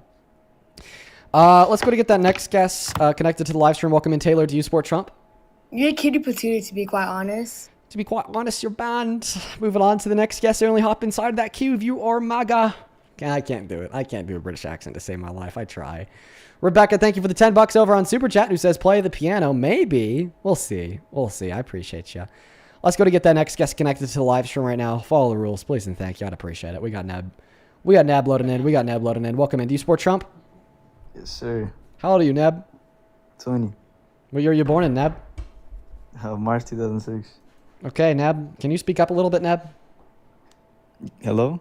There you go, Neb. Why do you support the worst president of your life, Neb? Say again? Why do you support the worst president of your life? I would say best. Oh, the best president of your life. Yeah. Do you think he's the best president in history? No, not in history. Okay, just the best president of your life. Yeah. How about this? So you think that he's better than Biden. I think that Biden's better than Trump. We're going to go ban for ban. We're going to go bar for bar. We're going to go policy for policy. You're going to name one bill that Trump got passed through Congress and signed into law that you thought was beneficial to America. Then I'm going to name one bill that Biden got passed through Congress and signed into law that I think is beneficial to America. And we're going to see who runs out first. You start. No, you go ahead, go first. It's your game. Okay. The CHIPS and Science Act, it was a $220 billion investment into American chip producers. Fake news. In less than 3 years.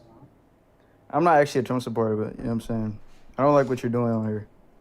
You don't like what I'm doing on here. Okay, Neb. Well, let's go to move on to the next guest. Only hop inside of that queue if you happen to be an American adult that supports Donald J. Trump as president. We got Savannah loaded into that queue. Julia? Oh. Okay, Welcome into there we Sport Trump. go. I don't support either side, but really quick, why do people like what good did Trump do, and what good did? Well, that wouldn't be a question for me. That'd be a question for them, because I don't think he has done any good. Carlita, thank you for the Charlie Kirk. Carlita, thank you for the $5. She says, I've been watching for years and I love you so much. I appreciate you, Carlita, as well as I saw the rest of your message. I'll take that into consideration. You take care. Then Elliot, thank you for the $7 on Venmo, says, Dean, I love what you do. I've recently become a supporter after debating you. Wow. But I do have one thing, and I say this with respect, but I feel like if you're nicer to people that you debated, probably, and it would probably help to get people to actually listen to you more due to their egos. Well, yeah, listen, man. I won't even, like, you're right. I won't pretend like you're not. The nicer I am to the guests, the more successful I would be in changing their minds. But that's just, like, really hard for me. And I feel like I just have to accept that, like, my personality just simply doesn't allow for that in all scenarios. And because of that, I bet there would be somebody out there who would be more successful than I am in changing people's minds. And I own that. I've tried to do as much work as I can on reforming my personality to be more accommodating towards an environment where I would change the mind of the person that I'm debating. If you look at a recording of one of my live streams from years ago and you compare it to today, I was so much different a couple years ago. I was yapping, man. such an asshole. And I'll continue to work my hardest, but I don't know, man. There comes I feel like there's a ceiling on how kind my personality allows for me to be. Hey, what's up, King Kong? Do you support Trump? Yes, I do. How old are you? 22. Okay. Wow, that's really embarrassing, man. Why? Because he's a terrible president. I think that it kind of just exposes that you're either not too familiar with politics or maybe you're kind of unintelligent. No, I support his liberation in Venezuela and Iran under total dictator regime, which you seem to turn a blind eye. Visual, a T-word group like the Houthis who've been sinking German ships in the Red Sea, according to NATO. NATO has labeled Iran a threat to global democracy, which you support democracy, so do I. So we can both agree that Iran's regime needs to be changed. So there's many instances that Trump's putting in places. I think he's doing a really good job so far. This guy's not too intelligent. Do you think that it's possible to be liberated under a dictatorship? I think under a Venezuelan dictatorship that had a 90% in poverty rate and now has a global GDP going up. Statistically, it's going up 2.3%. You're not answering my question. So I'll repeat the question. Do you think it's possible to simultaneously be liberated while also living under a dictatorship? So we live in a society that allows you to protest, like we've seen the Carmelo Anthony protest. You're not answering my question. You're not answering my question. You're not going to let me talk. Oh, okay, I'm gonna ask it one last time, and then I'll let you talk as much as you want. The question is very simple: yes or no. It's very simple. Yeah. Do you think that you could simultaneously be liberated while actively living under a dictatorship? We don't live in a dictatorship. That is a fallacy to see. And everybody who's running from a dictatorship would actually be disgusted in your words. People who fled, who fled from a dictatorship, like Venezuelans, like Mexicans, who have all fled from a dictatorship, like people in Russia. Like, is Russia a dictatorship? People who, yes. Would, we can agree that United States is not like Russia. Disgusted with my words. Okay, perfect. Yeah. So the question was, one moment. So the question was, can you simultaneously be liberated while actively living under a democracy, living under a dictatorship? And then your first response was to say that the U.S. is not a dictatorship. So my question was not, is the U.S. a dictatorship? Then the second response that you gave, people who have lived under dictatorships would be disgusted with you.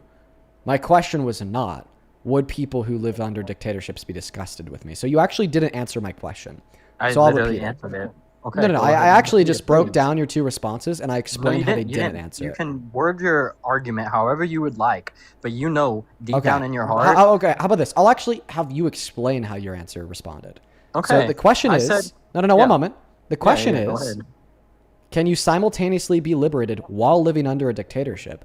Your response was the Yes. U.S. is not a dictatorship. How does the answer the U.S. is not a dictatorship respond to the question, can you simultaneously be liberated while also living under a dictatorship? So in an instance of Venezuela where they are a known Maduro was a known dictator. He killed many people. So you before, didn't he killed answer my first protesters. question, I'm and now trying you're to not answer answering the my question. second question. I said yes. I said yes. So- You can be liberated from a dictatorship, and that Well, is exactly what's happening in Okay, Venezuela. so the because we've question seen was not their- the Dean, has listen. their goal- You're has- very lost here, bud. I did not ask Okay, you. bud. You Can you be accuse me of being liberated lost. from a dictatorship? No. What I asked you was, can you simultaneously be liberated while still living under a dictatorship? Okay, in that word, I think of I'm just instancing Venezuela because that is the, I can instance. You can be liberated while currently living under a dictator. It takes a little bit of regime change, which the United States has implemented in the Venezuelans' favor, like opening up oil pricing for them, like opening up their global GDP has gone significantly higher than 90% impoverished rates. And we've seen instances like Iran where their global markets has tanked because they're living under a dictatorship. There's protests 8 months ago, and the Iranian regime changes needs to happen. All right. So your answer is regime change in Iran needs to happen. The 100% because they throw gay people off of IRGC buildings. needs to go because they unalive gay people. All right, let's break this down. Do you disagree Question. with that? Guys, he's disagreeing with that. Oh my god, guys, this is your liberal savior. He's literally Answer. disagreeing All with right. the prompt. Let's He's gonna take a look at argue. this He's gonna together. argue the prompt that gay people should be thrown off of buildings right now. Increase the size Wow. of that text. Wow, guys, he is arguing right now that Iranian's regime currently Alright. is more liberated than the Alright. United States We, democracy. all You right, so guys we need wrote to out the be question, and then we wrote out your answer. So, can you please do nothing more or nothing less than repeating the question? Can you simultaneously be liberated while actively and I answered yes, like in Venezuela's cases, how they were liberated from a dictatorship. So I was confused because you talked about like the IRGC, you talked about them killing gay people. All right, but no, your answer was yes. Okay. All right, so let's replace that. We're gonna go to keep the whiteboard open. I'm just gonna take please it off keep the it up screen because until it's gonna because I think take it's it gonna down. help you keep track. Perfect. Everyone donate All right, to me. First and, question. Venmo me. What a grifter. First question is, I guess first response would be, I do not think that you could be liberated while actively living under a dictatorship. Because to be liberated means to be free. To live under a dictatorship means to not be free. Soviet Union. Do you agree? Do you agree Soviet that to Union, be liberated? 1990. First question. For Do an you example. agree? One moment. Do you agree that to be liberated means to be free? I just want a yes or no. Can I put an example out there for No, you? Because no, your no, pea brain might not you can't. understand this. You can't. So You can't. No, you can't give an example. Okay, so Nope, you can't. Soviet. I've allowed you to spend 5 minutes responding to simple questions for each question. Now it's really annoying. So I'm in the middle of making an I'm argument sorry. here, and I just want you to be able to affirm or deny what I'm saying. Perfect. Okay. So the question is, can you agree that to be liberated means to be free? Yes, but in an instance of the Soviet Union being replaced by a Perfect. dictatorship, That's fine. Russia, I don't when need. the I just want. when Okay. the Soviet Union You fell- just answered my question. Perfect. The answer is yes. Okay. Guess says yes. To be liberated does mean to be free. Okay. Next question. Can you agree that to live under a dictatorship means to not be free? Obviously, that's what a dictatorship means. Okay. You could yap. I'm gonna write this down. For an example, like the Soviet Union, they were a dictatorship and they fell and got replaced by another dictatorship like Russia that then had to get liberated by the United States. Okay.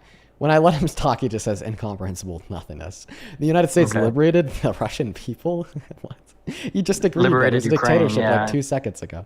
To live under dictator. Under the Cold War, we means did liberate to not Ukraine, and we liberated parts of Russia too for Polish people and many of the European nations that were facing a global threat in communism, and you know how socialism policies has. You know, yeah. Go ahead. Do you agree that it is contradictory to say, in the same sense of what being free means, that a person is both simultaneously free and not free? In what instance are you referencing? Because I don't want to. Well, just hypothetical. I would like an example. I just want an answer to the question. We're referencing the same sense of freedom that we did when you told me that to be liberated means to be free. Do you agree that it's contradictory to say that a person is simultaneously free and not free in the same sense? Like obviously it would. Contradictory. Could you agree that that's obviously contradictory? To live under a dictatorship, dictator means to not be free. Could you just agree it's contradictory to say in the same sense of being free, it's contradictory to say that a person is free and not free simultaneously? Yeah, 100%, because their global politics takes a little while to kick into place. When you were just liberated under a dictatorship, of course, there has to be regime change. In some instances, we've seen that fail, like in Afghanistan when we fought ISIS, replaced them by the Taliban, just for them to do more harm for the Middle East, like create terrorist organizations that have been labeled by Israel and the United States and NATO as designated terrorist groups. The same group of people who did 9/11. Cool. Thank you. All right. Hey, listen. Yeah. Sorry, do you go agree ahead. that contradictions are false? In a sense of, I don't know what point you're trying to make here. You'll see the point. Mm-hmm. Do you agree that all contradictions are false? Some contradictions, I feel like, in a sense, has some illogical fallacy behind them and without context. Okay, words. Do you agree that all without contradictions context are false? Without context in an argument. It's the only reason that context you can be like, can make a contradiction true is by describing how it's not actually a contradiction. Because you can be like, yeah. But do you agree that all contradictions? One moment. Do you agree that all contradictions are false? Like I said, it depends on the context of your argument or your sentence. So that means that not all. Hey, listen, my friend. That means that not all contradictions are false. I'm your friend. Do you know what a contradiction is? Yeah, of course. It's like what is like a contradiction? Fallacy. It's like a fallacy. Wait, you're saying what category contradictions exist under, but you're not telling me what the definition of a contradiction is. I think pretty much like a lie. I don't know the 100% Google definition. Okay, so that's why you think that some contradictions could be true, because you don't know what a contradiction is. So I'll educate you. A contradiction is when you affirm a proposition to be true while simultaneously affirming that same proposition to be false. Okay? Like an example of this would be a squared circle. A squared circle is a contradiction because you're simultaneously arguing that the shape has four corners while also arguing that the shape does not have four corners, right? That can never be true. So now, after learning what a contradiction is, do you agree that all contradictions are false? Like I said, it just it has to go into play with context. I think. I want a yes or a no. I want a yes or a no. See, this is what you do. You make people say yes or no, but I know, because I don't understand your gish gallop nonsense. You're trying to narrate. I just want to know if you think all contradictions are false, or if you don't think all contradictions are false. You say a yes or no question without no definitive context to your question. Well, because this question doesn't require any further context. I think in a context of a sentence, because people can make. Do you agree that things can never be true and false at the same time? You said what? Do you agree that things can never be true and false at the same time? I think things can be false and true and false at the same time. Can you give me an example of something that is true and false at the same time? For an example, something that is, you said you wanted me to say something that was a truth and false, or a truth and a false at the same time? Yeah, because I just asked you, do you agree that things can never be simultaneously true and false? And you said, no, Dean, I disagree. I think that sometimes things can be simultaneously true and false. So I'm asking you for an example of something that is simultaneously true and false.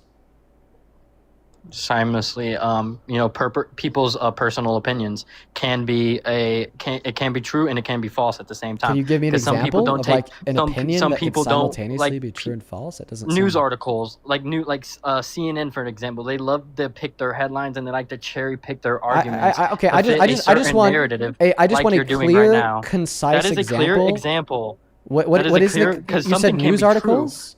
Like Can you give me Carmelo an example Anthony like of was a news article? I'm just like confused. So, Carmelo Anthony, for an example, I don't know if you've heard about his. Yeah, I'm familiar with the case. You're familiar with the case. Yeah. So we've seen news article paint Austin Metcalf as a white tea supremacist while not giving the context behind what happened in that altercation. So that is a truth and a false of there was conflict. So what's at hand. so what's the claim that's true? And then what's that same claim that's false? He left. We did it again, folks. We whipped out the annoying analytic debate style. Because he was an annoying guy. Oh my God, I lose listen, we lost 1,000 viewers doing that, but it's so much fun. It's so much fun just to get them like that. By the way, let me show you guys where I was going with all that, because this is a pretty unsatisfactory ending. So, by the way, all contradictions are false. Once again, a contradiction is just saying that something is simultaneously true and false at the same time. Okay, that can't be true. Okay, so that's always false. So the question was, can you simultaneously be liberated while actively living under dictatorship? He answered yes. Then he agreed that to be liberated means to be free, and to live under a dictatorship means to not be free. So in otherwise, he's saying that you could simultaneously be free and not free at the same time. Okay, well, that's a contradiction. You're saying it's simultaneously true that they're free, while also saying it's false that they're free. And because all contradictions are false, it is therefore false that you could simultaneously be liberated while actively living under dictatorship, which makes his response invalid. So that was the inevitable goal of that argument. It was... Yeah, that was a good one. Let's go to get that next guest loaded up inside of that queue. Only hop inside of that box if you happen to be an American adult that supports Donald J. Trump as president, please and thank you. We made him run away. God damn it, we made him run away. That was good. All right, here we go. Just pull out philosophy 101 on these fools. Logic 101 will break the minds of Trump supporters.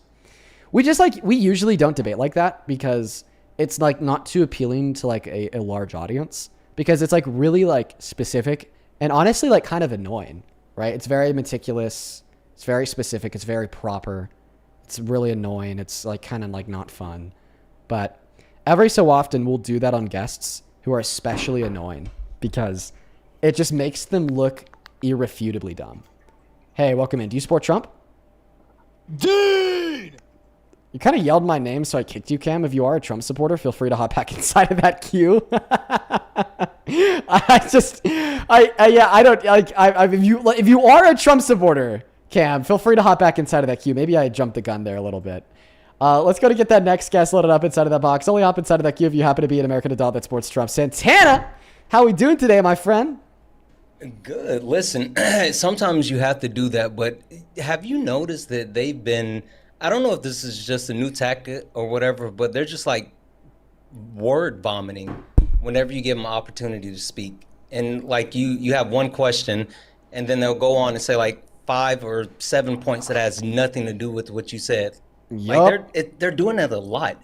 They do it intentionally to just try to muddy the water and obfuscate away from the point. They do it very much so intentionally. Shells, welcome in. Do you support Trump? Yeah, I do. How old are you? 18. What year were you born in? May 2008. Okay, are you British? Yeah, but I moved to America 3 months ago. What time is it? Fuck! Okay. Are you actually a Trump supporter even though you're British? Yeah, I am. Like, genuinely, I am. Every day, I let one international guest join the live. You'll be our international guest for today. Just know that I might kick you pretty fast because usually international guests have a very low level of knowledge and a very high level of emotion. Bala, thank you so much for the $20 over on Super Chat. Thank you, Bala. Bala with the $20 says, quite frankly, I think you're really cool, Dean. Appreciate you so much, Bala. Show some love to Bala down below. That's very kind of you.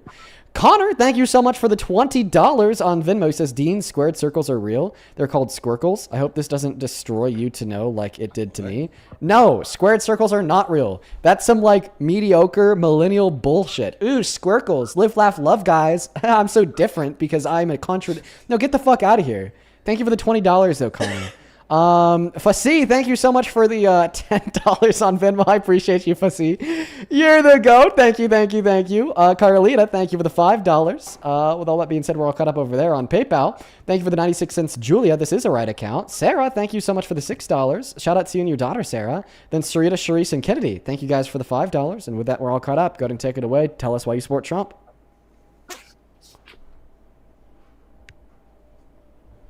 Okay, she waited all that time just to leave. All right, let's go and get that next guest connected to the live stream. Go ahead. I don't think she was expecting you to actually keep her up here, so I don't think she had a game plan past the intro. Yeah, probably not. Probably not. B, shout out to you. All right, folks, we're going to go to get that next guest connected right now. If you want to support me, support the stream, support us so we can continue to do this for 4 hours a day, 7 days a week. You can find my Venmo and my PayPal in the link tree in my bio on TikTok. The @'s at the top of the phone screen. Dean Withers without the Ian Withers. Be careful with your spelling, though. There's a bunch of fake accounts out there. And you could also find them in the pinned message over on that other stream. Hey, I missed the start of your live. Did you get a chance to talk about Trump saying how much he loves inflation? No, we actually haven't really gotten around to that yet.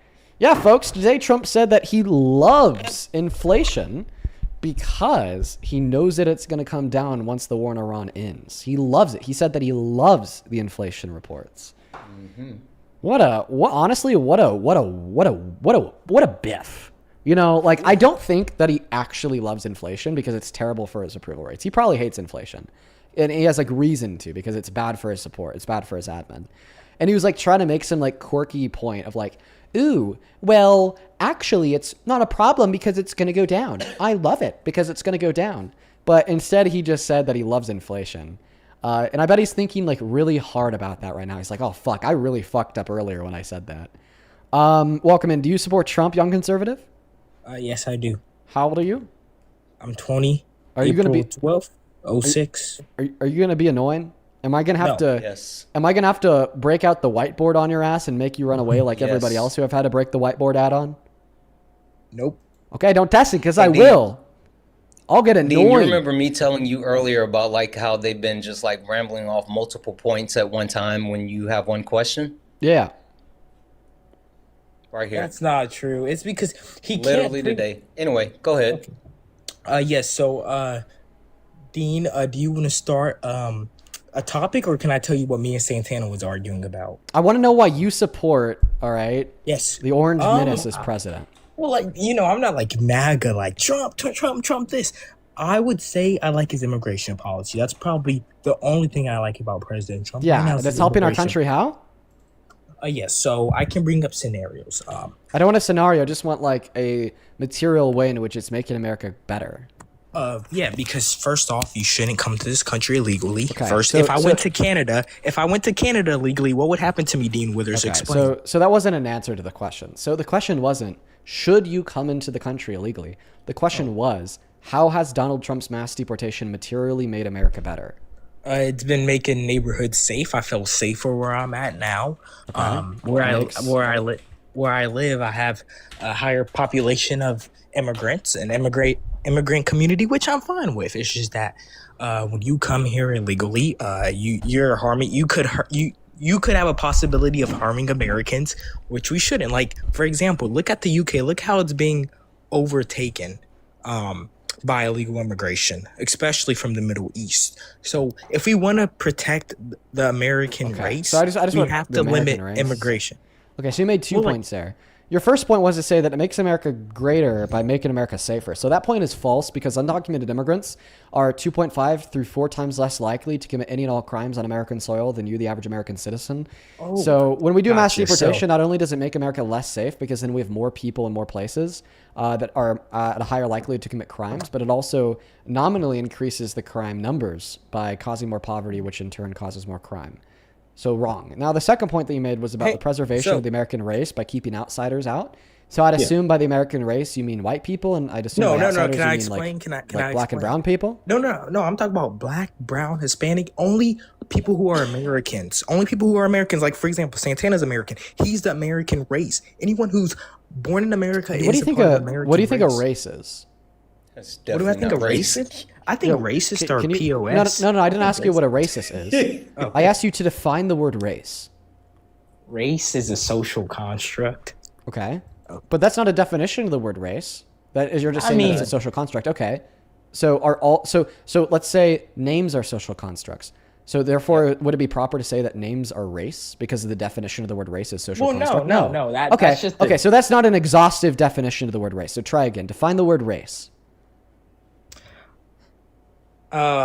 Like a social identity of yourself, like where you're from, your ancestors, like, you know. I'm sorry. So where I'm I'm from. Okay. So Yes. Okay. Yeah. Like you're from America, so you're a part of the American race. Santana's from America. But He's more a part like of America. okay. So it's where you're from. It's where you were born. Yes. Okay. Yes. Like I'm fine with immigrants. Just don't come here illegally. I'm fine with immigrants. So that's not what race is. I know, Okay? but nationality. That's what nationality is. So do you think that nationality is the same thing as race? No.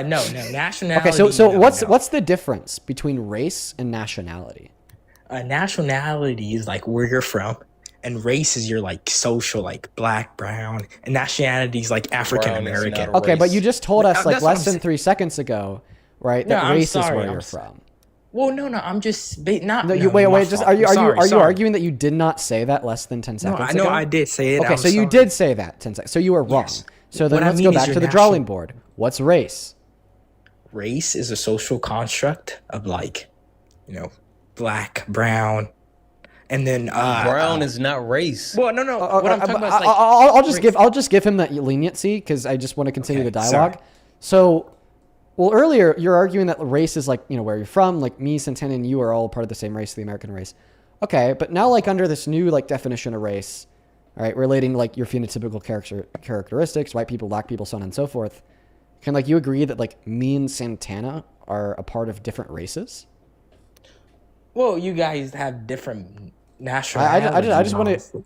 We actually don't have. We have different nationalities. We actually don't have Yes. different nationalities. Holy fuck! So No. I mean, like Santana's ancestors could be from like, you know, wait, your nationality. South Carolina. oh, South. Okay, you're American then. Yeah, I just So didn't know if you were are me American. and Santana members of different races?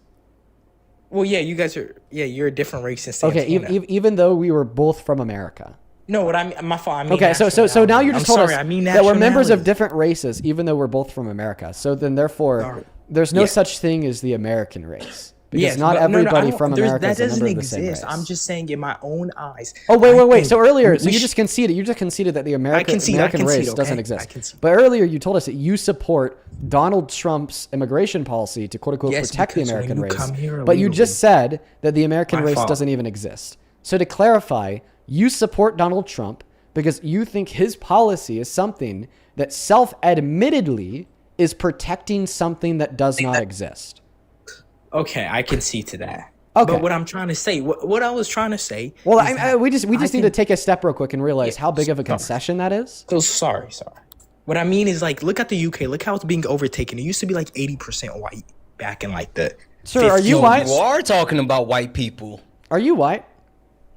Yes, I'm white, and I mean, does it matter if I'm white? You're white. You're white. What's the problem? But what I'm saying is that immigration's ruining our country. Like mass immigration, like JD Vance said. He said at a speech, he said mass immigration's ruining our country identity. It is, Dean. It is. I'm serious.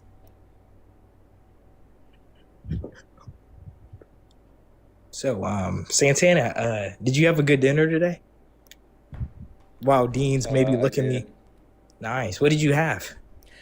It doesn't matter. Hey, you're white. Yep. Where's your family from?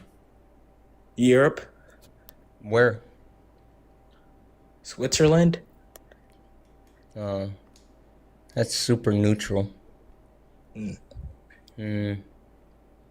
Tell us one thing about Switzerland.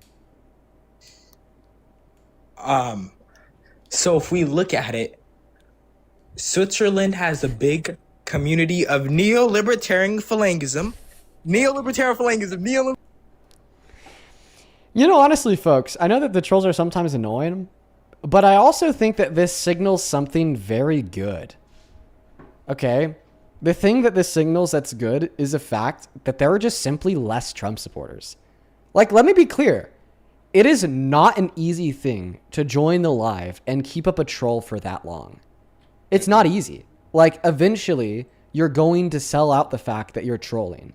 It requires, like, honestly, like, a rare skill set to be able to do that.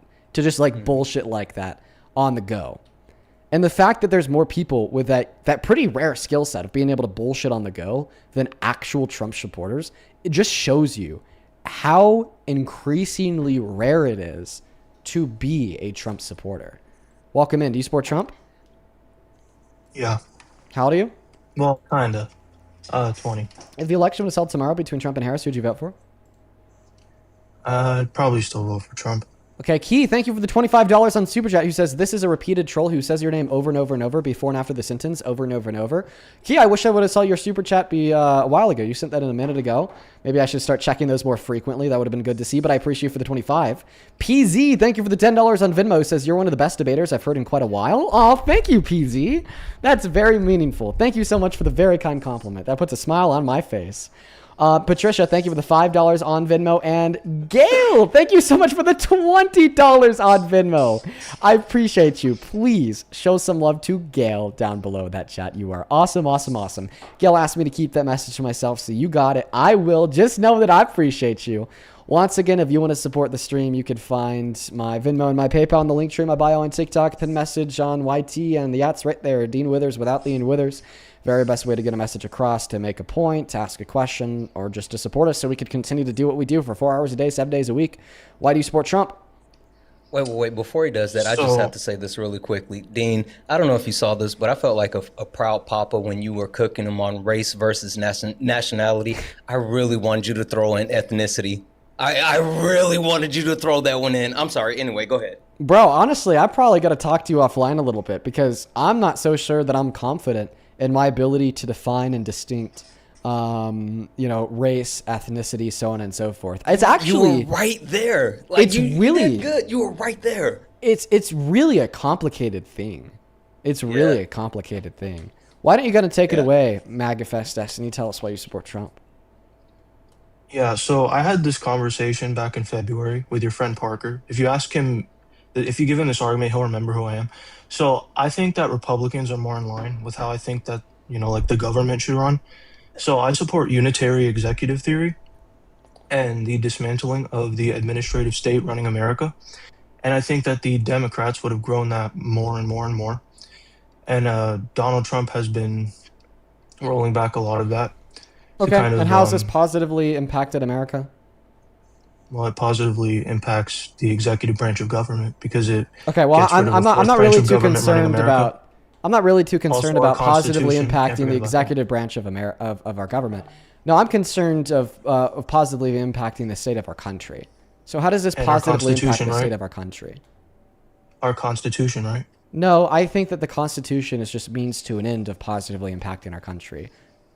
The only thing I care about, like the end goal, is to positively impact our country, right? So with the consideration of what positively impacts the world. So I'm just asking you here, tell us how this has positively impacted our country. Because if it hasn't, then nothing you're saying matters. Okay, I can give you an example of how it's positively impacted our Constitution. Because I only care. Listen, positively impacting the Constitution. Okay, I don't think I can give you. That doesn't really seem to make too much sense to me.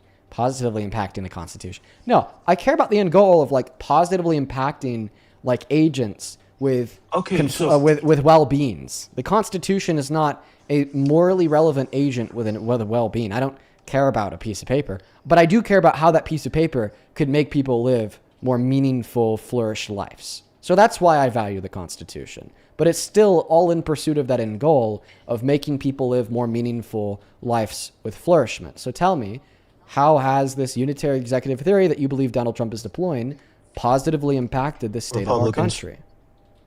Yeah, so allowing like faster, like response of the laws, or allowing the president to actually get stuff done quicker instead of having to instead of having to wait for an entire bureaucracy to get it done. Okay. Also, can I respond to that? Yeah, go ahead. Yeah. Okay. Yeah. So you're saying, well, you support this theory because it allows for Donald Trump to do things faster with less bureaucracy. The president. Well, that could lead to two possible outcomes. The first possible outcome that could lead to would be where he is with very fast speed, okay, doing a lot of really bad things that hurt us.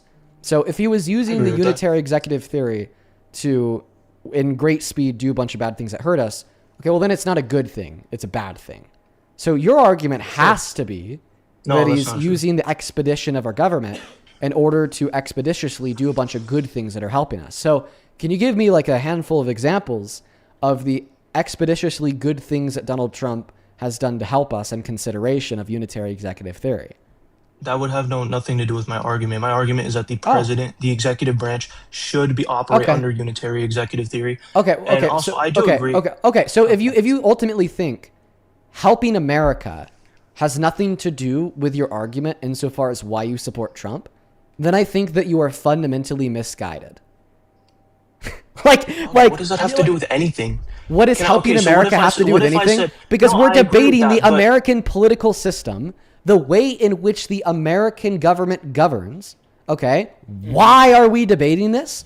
Because the American political system and the way in which the government governs materially impacts the lives of people, and it is the lives of those people that I value. I don't value a construct. I value the way constructs influence the flourishment of people. I don't value a piece of paper. I value the way that piece of paper impacts the flourishment of people. I don't value the executive branch of our government. I value the way that the executive branch of our government materially impacts the people. If ultimately, your argument does not track back to the way in which the methodology that Donald Trump is using to govern materially makes the lives of people better, then your argument does not track back to a foundation that I should care about. So I'll actually show this to you. Why should I care about the unitary executive theory? Because I care about, one, obviously originalism, and two, because I believe that a strong foundation for your country is important to the thriving of its people. Okay. And if you have a fourth branch of government you just running fucking the country, conceded. You just conceded. The reason why I should care about your argument is because it aids and abets in the flourishment of the people. Now I'm asking you for evidence for that claim. Show me how the Trump administration has materially impacted the flourishment of the American people in the last year and a half. Even if I couldn't give you an example that would have nothing to do with me wanting, even if a Democrat was president, I would. It does have everything to do with it. You just concede. The reason why you even care about this thing is because it helps the people flourish. But if the Trump administration is not helping the people flourish, then your argument is false because you have no reason to care about this thing. So could Democrats use it to flourish? He is advocating for the abolishment of the United States Constitution. Yeah. So that comment, okay. Yeah, well, I'm going to go ahead and kick him because I think that he's fundamentally misguided. No, I mean, he came up here to waste my time. He came up here to waste my time, man. I caught him. Listen to that last guess. I just gave you the strongest counter argument to your view. Because ultimately, the reason why you care about your opinion that the government should act in accordance with the principles of unitary executive theory is because you think it'll help the people flourish. Okay, so therefore, ultimately, your argument is the Trump administration is helping the American people flourish. Mm-hmm. But if you cannot quantify the ways in which the Trump administration are helping the people flourish, then your argument falls flat on its face. Also, like the founders actually established the Constitution to strictly make sure that that's not a thing, right? That's why we have 3 co-equal branches of the United States government, which technically the Congress actually has more power than the president, but they just keep ceding power to the president. But it's not a thing. Yeah. I think that all too often we get like caught up in like the bogged down details of these shitty arguments. But I think it's actually a good thing to kind of take a little bit more of a macroscopic view in it all and say, well, why should I care about this? Mm-hmm. Right. And inevitably the answer is, well, because it's supposed to make like people flourish. That's why government exists at all, by the way, is to help people organize so then the people could flourish to a higher degree. Because if we weren't organized, then we wouldn't flourish. That is the reason why we are supposed to have government. So if he's saying that the government should be organized in such a way where like the president has more power, then explain to me how that's helping the people flourish. Because if it doesn't attain that end goal of increasing the flourishment for we the people, then it's ultimately not something that anybody of us should care about. Hi, welcome in. Do you support Trump? I do and I don't. Okay, how old are you? I'm 18. What year are you born in? May 2008. Okay, and if the election were held tomorrow between Trump and Harris, who'd you vote for? Trump. Why? I just don't agree with some of the things of the Democratic Party. Okay, so you think that the Democrats have done some really bad things that makes Trump preferable. Like what? First of all, government spending. Okay, well, Trump spent more. That's probably because of the war, though, no? Well, no. Actually, no. In his first term, he spent 8.6 trillion. He left. Okay, well, what is better? He was not prepared for a no. Oh my God.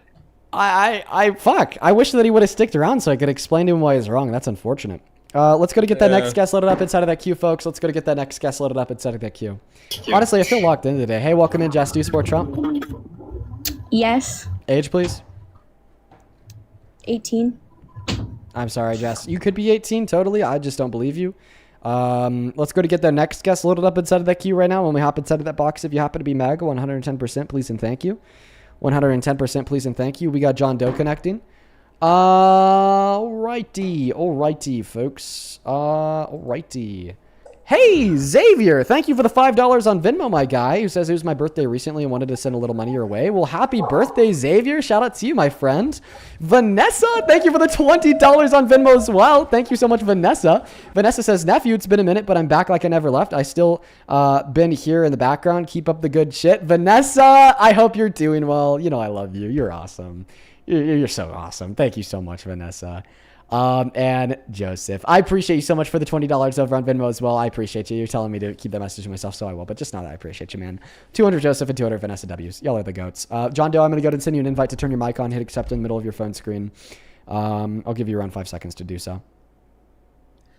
Joseph, thank you so much for the 10. I appreciate the co-host bonus. He left. I kicked him. Dean, I was just about to say, you starting to make headway when you got black people calling you nephew.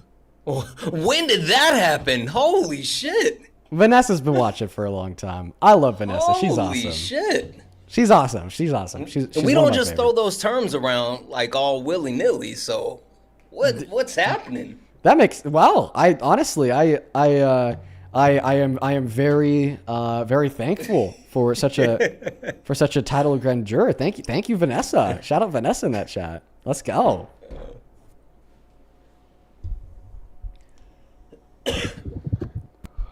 Hey, welcome into Sport Trump. Mimi's not here. Guys, please only join the guest request if you're a Trump supporter who wants to join up and have a debate with us about why you're MAGA. I'd really appreciate that. I would really appreciate that, everybody. I'd really appreciate that, everybody. Who's next?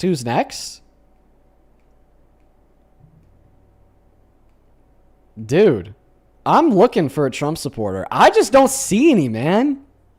It's summertime, and your requests are, whew, oh, they're bad right now. Yeah, like, listen, dude, I'm even like, okay, well, now that I say this, I'm going to stop doing it, everybody. So don't, like, use it as an opportunity to, like, try to get up on the live.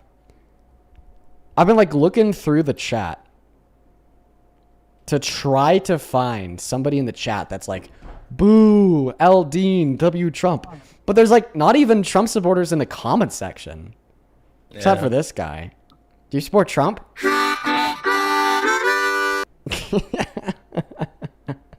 I was going to get the next guest connected. Holy moly, folks. This is rough, everybody. This is rough, guys. Rough. Holy. Hey, do you support Trump? Yep. Hey, do you support Trump? I am MAGA. Ew. How old are you? I am 18. Ew. What year are you born in? January 17th, 2008. Ew. Why do you support Trump? Because where does Darth Vader get his sneakers? The Darth Mall. Still looking for a Trump supporter, everybody. Cat! I see you down below in that chat. Hope you're well, Cat. Been a while. Shout out to you. K-A-T, Queen Cat. Hope you're doing well. All right, folks. All right, guys. This person's name is Go Away Pronoun. Your name is Go Away Pronoun. Are you scared of pronouns? No, I just thought it was kind of funny. Okay, so you're. So I figured that you'd look. I figured you'd look at. I figured you'd look at my name, Go Away Pronoun 47, and choose. I would have bet any amount of money that was gonna be Liv. Like, I literally thought that was Liv. What, you expected me, or it would be the guy who sings Charlie, or the girl who sings Charlie Kirk. Oh wait, this isn't a Trump supporter. They're a troll. Let's go to get that next guest connected to the live stream. Yeah, bro, they're a troll. They're a troll. They're a troll. I've had them up before. Hey, Asher, do you support Trump? Yeah, at least you hit the notes. Hit the notes. It's about to go Simon Cowell. Probably try taking it down another octave and like try to stay if you can like stay in key. Can you guys hear me? Yeah, she did all right. Or actually, he did all right. My apologies for misgendering Yasher. I saw your bio. You did all right. Caden, hey, do you support Trump? Hello. Yes, I'm 20. Okay, what year were you born in? 2005, December. Okay. All right, Caden. So, I feel like this is going to be a pretty short debate. I don't know if there's too many thoughts going on up in that head of yours, but we'll see. Why do you support Trump? Maybe you can prove me wrong. Wow, that's not very nice. I know. I take it back. That's pretty mean. You did let out like a give up sigh before you started, but go ahead. Nah. Well, I think he's doing a lot of good things for the country. I think that what he's doing in the future will benefit us. And I also think that what he's doing for businesses is good. And I fuck children and I kill niggers and I rape kids. Nigger, so I was totally right. Nigger. You're banned, Caden. I'm also going to go ahead and send all your details over to TikTok. They'll forward them to your local authorities. They'll probably investigate you based on what you said. I mean, I'd assume that you actually haven't done those things and you were just saying all those things to, I don't know, be like an antisocial fucking weirdo. But they'll still investigate you for saying them. So at least we'll be able to. That's a wild thing to admit in front of like thousands of people. Yeah, like, you know, even if he hasn't done those things, he's gonna go get arrested. They're gonna bring him in for questioning. And then he's probably going to be stuck in questioning for a couple hours. He's going to be crying. He's going to say, "No, I was just joking, officer. I don't want to throw my life away." And that's probably where he's going to be at next 4 days. Hey, Carrie, do you support Trump? We are a team with a fucking how? No, actually, stop. No. What? No, fucking how? How? You have a post on this account of an old woman from 2025. They give the accounts to me. They give the accounts to me, because I'm loved. People love me. Not gonna hold you. I almost told you to bring her up, and I'm glad I didn't. Dude, I'm glad I didn't. Dude, let me. Because I was like, oh, here's one. Let me tell you something. Whenever I see an account with a profile picture of a middle-aged woman with some bio that says, "Wine Mom," I just kind of know it's a troll. Okay? It's a fake account. They're LARPing. But I clicked on that account and I saw that they had a post of this woman from 2025. And I was like, okay, no way it's a troll. I could let my guard down. I could bring them up. We'll have a good conversation. And then it was. I literally almost said, "Oh, we got one. Glad I didn't do it." For real, dude. They need to stop doing that because now it's just like, I'm never going to let a middle-aged woman on my stream again. Because I'm just going to assume that they're literally all trolls. AJ, do you support Trump? Yeah. How old are you? I am 12 years old. Okay, you're banned. Let's go to get the next guest connected to the live stream, folks. Let's go to get the next guest connected to the live stream. I promise that we're trying our hardest to find a Trump supporter here for y'all. Who else? Thank you so much, Bridget, for the $25 donation on Venmo. Thank you, Bridget. Bridget with the 25 bucks says, "Keep humbling those red hats." I'm trying my best. Thank you so much, Bridget. Let's get 250 Bridget W's down below. I hope that you're enjoying today's stream. As well as Vet, thank you for the $10 as well on Super Chat. Show some love to Bridget and Vet. You guys are awesome. Listen, I'm trying to do something nice here by not presuming every middle-aged woman in my queue is a troll. Please just don't prove me wrong. Do you support Trump? We are Charlie. Come on, bro. This is like an attack on middle-aged women. Like, after this, like, there's never going to be a middle-aged woman who gets on my live again because I'm just going to pre-assume that they're all trolls. You don't want to exclude middle-aged women from debating me, right, guys? Then you got to, like, stop it. Hey, do you support Trump, Emma? We are Charlie. This is me just... Okay, all right. No, seriously, though, you guys. Please stop trolling because... Go ahead. I think I got one. Okay, yeah, get him up here. All right, let's see. Stacy, do you support Trump? Stacy, do you support Trump? Damn it. Oh. Austin, do you support Trump? No, Austin just left. Guess not. This is painful. We're like... This is so painful, Santana. Computer, make these men gay and horny. It's a fascinating... Oh, we went on pause. Austin, that's a fascinating computer. Yeah, listen, man. Don't know if I'll be able to fulfill that request at the moment. Try again later. Come back Tuesday. Magic 8 Ball says try again later. Plush, do you support Trump? They're literally just typing on a computer. How inconsiderate of the time of the people watching the live. Ah, man. Pretty annoying. That's okay. We'll find someone. Hi, do you support Trump? Yeah. How old are you, Jack? 19. Why do you have a Palestinian flag in your bio, Jack? Because free Palestine? And you're a Trump supporter? Yes, I'm here to debate that. Do you think that... Wow. I don't know. We'll see. Debate what? I'm here to debate it. Debate what? Free Palestine and being a Trump supporter. What did Donald Trump tell to Netanyahu on a phone call less than a week ago? I think he told him, "Where does Darth Vader get his sneakers? The Darth Mall?" Son of a... Right? It's fine, guys. We could just sit in silence. We'll let the stream be boring until people decide that they just want to leave. Like, particularly the trolls. Maybe that's a way that will be effective. Just bore them to death. So then they scroll. They do have the attention span of a gnat. Yeah. I don't know. I feel like it's really, like... It's honestly rude. It's like people just, like, don't care to, like... think about others on the internet. Right? And it's like not just like not thinking about me and like the fact that I desire to like debate Trump supporters on this live stream, but also like all of the viewers. Right? It's like this like total sense of like apathy. Like I don't really care what Dean wants. I don't really care what the thousands of people watching want. You know, we're gonna waste his time for an hour. It's very inconsiderate. Angel Dust, do you support Trump? Okay. Moving on to the next guest. I think I got one. I'll grab him. Okay.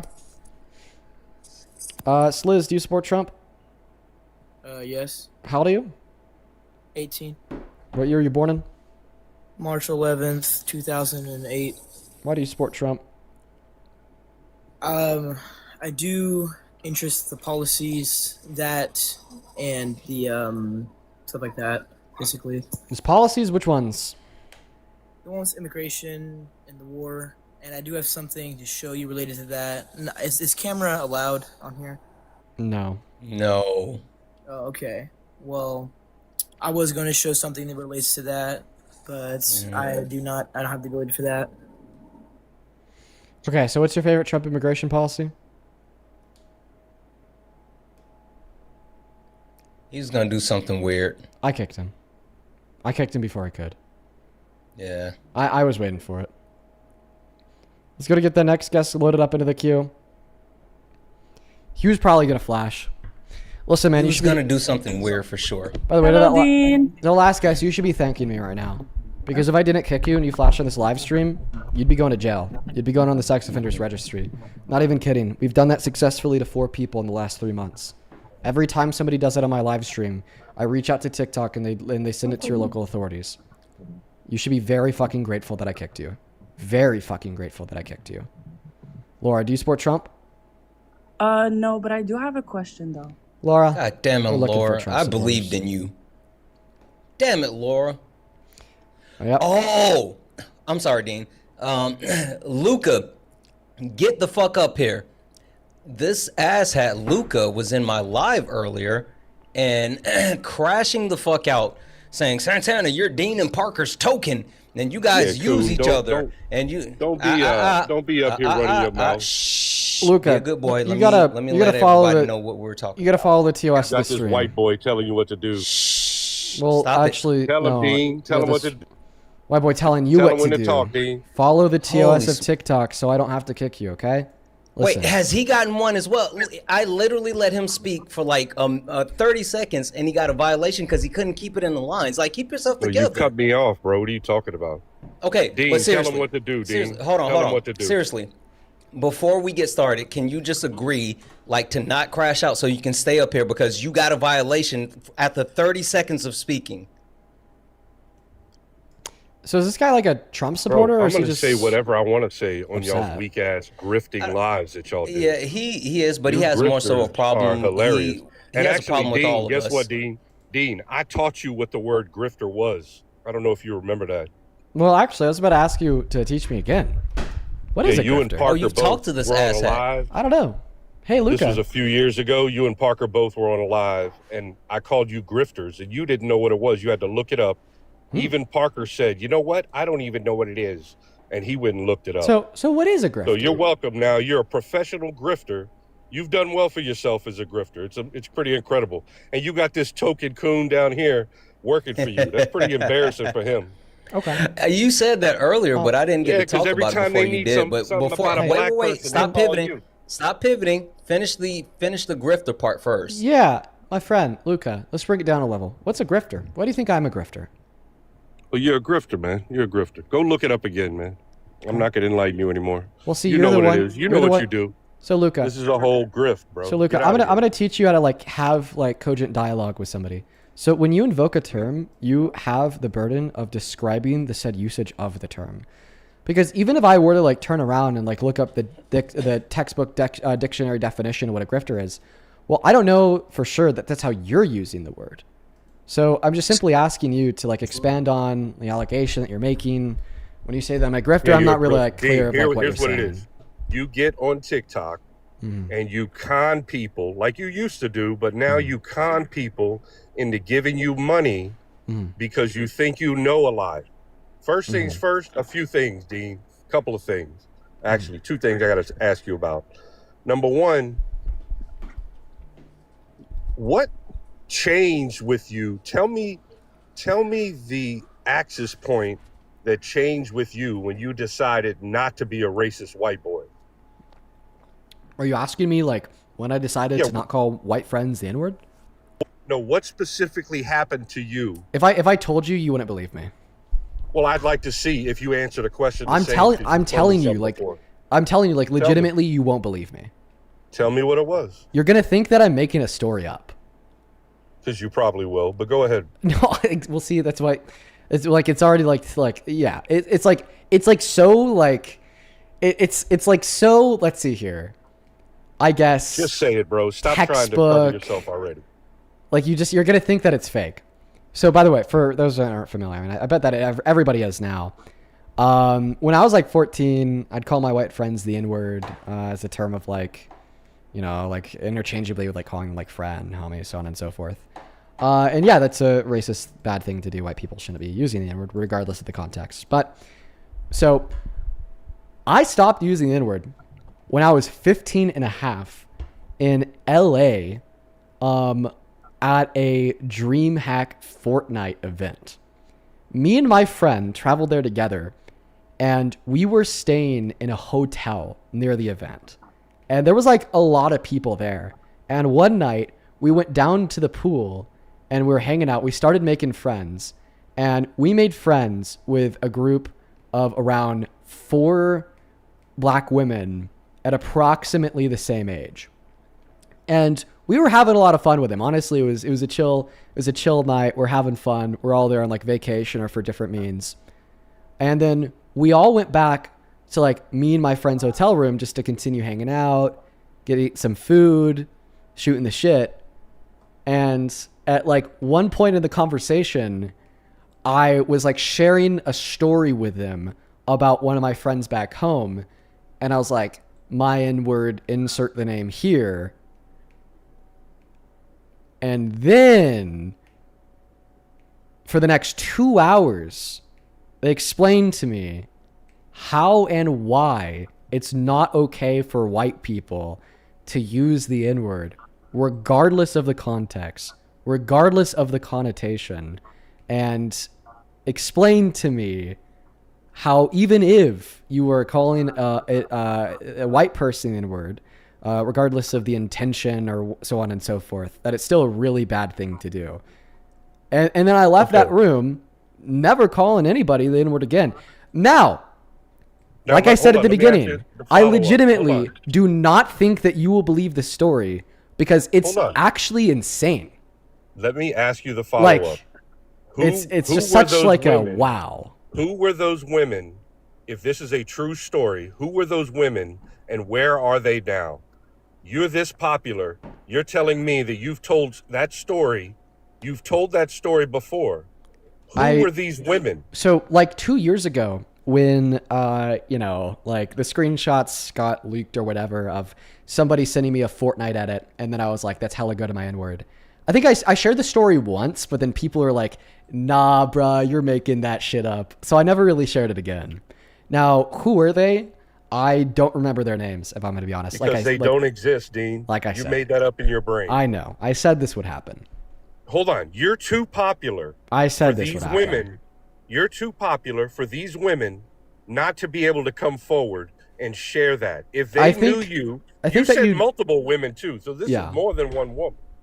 More than one woman, especially a black woman. If they're black women. Maybe everyone's not performative like you and actually don't find value in coming forward and actually saying, "Oh, guess what I did to change his life." Santana, he didn't say you weird. could talk, bro. That's weird. That's weird. He weird. didn't say you could talk, Santana. Listen, he didn't, but also didn't say you could talk or interrupt me. So like I was saying, it's weird for you to just say, "Well, why didn't they come out and say, oh, you did this?" Stop defending your white boys. Now Santana. You can speak. Who are they, speak? Who are these women? Listen, I told you, I don't remember their names. I was because like they don't exist, do they? No, they do exist. I told you this would happen. How many was it? How many women? I said it was like 3 or 4. 3 or 4. So such a moving moment in your life. You don't know if it was 3 or 4 and you were in a hotel room? Right. Because this happened years ago when I was a kid. Like the memory's really hazy. But it was such a pivotal moment in your life. Well, I think you would know that. I mean, was it? Like was it a pivotal moment in my life? You just said It was a moment of me becoming what you a said. significantly better person. I think it was like pivotal in the sense that I became like a better person for society, but like a significantly pivotal moment in my life. Like, I don't know. Was it not? I've you had like becoming unracist was not I've had like significantly many moments pivotal? in my life where I became like a significantly better person. Like, I Dean. think that was a very pivotal moment extrinsically because I became a significantly better person for society. So it was a pivotal moment. Extrinsically, in the sense of I became better for like society. Okay, you just got a flag. But like He can't control himself. yeah, it's fine. But like I don't know, like in retrospect I remember it because it was pivotal in the sense that it was like a crazy experience. But it's not like I remember like every detail of it. Like it was like 6 years ago. I don't know. Yeah, he got The he got a interesting bag. thing about that claim is who? Yes, it's 6 years ago for you, but thinking back on certain moments in your life, like there's a reason why people have revisionist history. Because people don't remember details the further they get away from it. That's why people look fondly on things that happened in the past, because you tend to forget the details, but you remember the moment, you remember the feeling, you don't remember the details. Like that's why like I don't share that story because no one believes me. It's like if no one believes me, then like why should I share it? Why should I even say it? It's just gonna give people like a worse opinion of me. Because then they think I'm like making shit up. Yeah, also, like I think when people like that, like I swear that actually happened. I was in Anaheim, California for a DreamHack Fortnite event. I swear that it happened. well, and that's why like when people say, "What do you do with those donations? Are you donating to charity? What charity?" Like when people do that or things like he just did. It comes off as performative for anyone to speak to those types of things. So if we sit there and say, yes, we donate or we do this or we do that, then you're not doing it out of the goodness of your heart. If this was actually something that you took in and it, made an effect on you where you were like, okay, I got to stop doing this, then sitting here and bringing it up every single time to actually talk about it and then use it as validation like that, it means nothing. So I don't know. I just think people that look for those type of things, that's just so weird. I mean, the other thing that I'll say here is actually, why would people not believe? It's a very believable story. Like, just in your mind, like, conceptualize of some little white boy dropping the N-word around a black person, and then that black person checking the little white boy. That is, especially like, black women. That is, like, Especially such a black believable thing, right? Like, that's not atypical, that's not uncommon, that's not, like, out of this world to conceive of happening. That like probably happens a lot. You know what I mean? Like I would assume black women have the courage and they're absolutely fearless. So like that doesn't shock me that you said black women. So yeah, let's go ahead and move on to the next guest. Only hop inside of that queue if you happen to be MAGA. Also, like what would I have to like gain from lying? Like couldn't I just say that like I was just like exposed through like socialization and maturity and like eventually like learn that it was wrong to do, right? I could just say that. People wouldn't call me a liar then.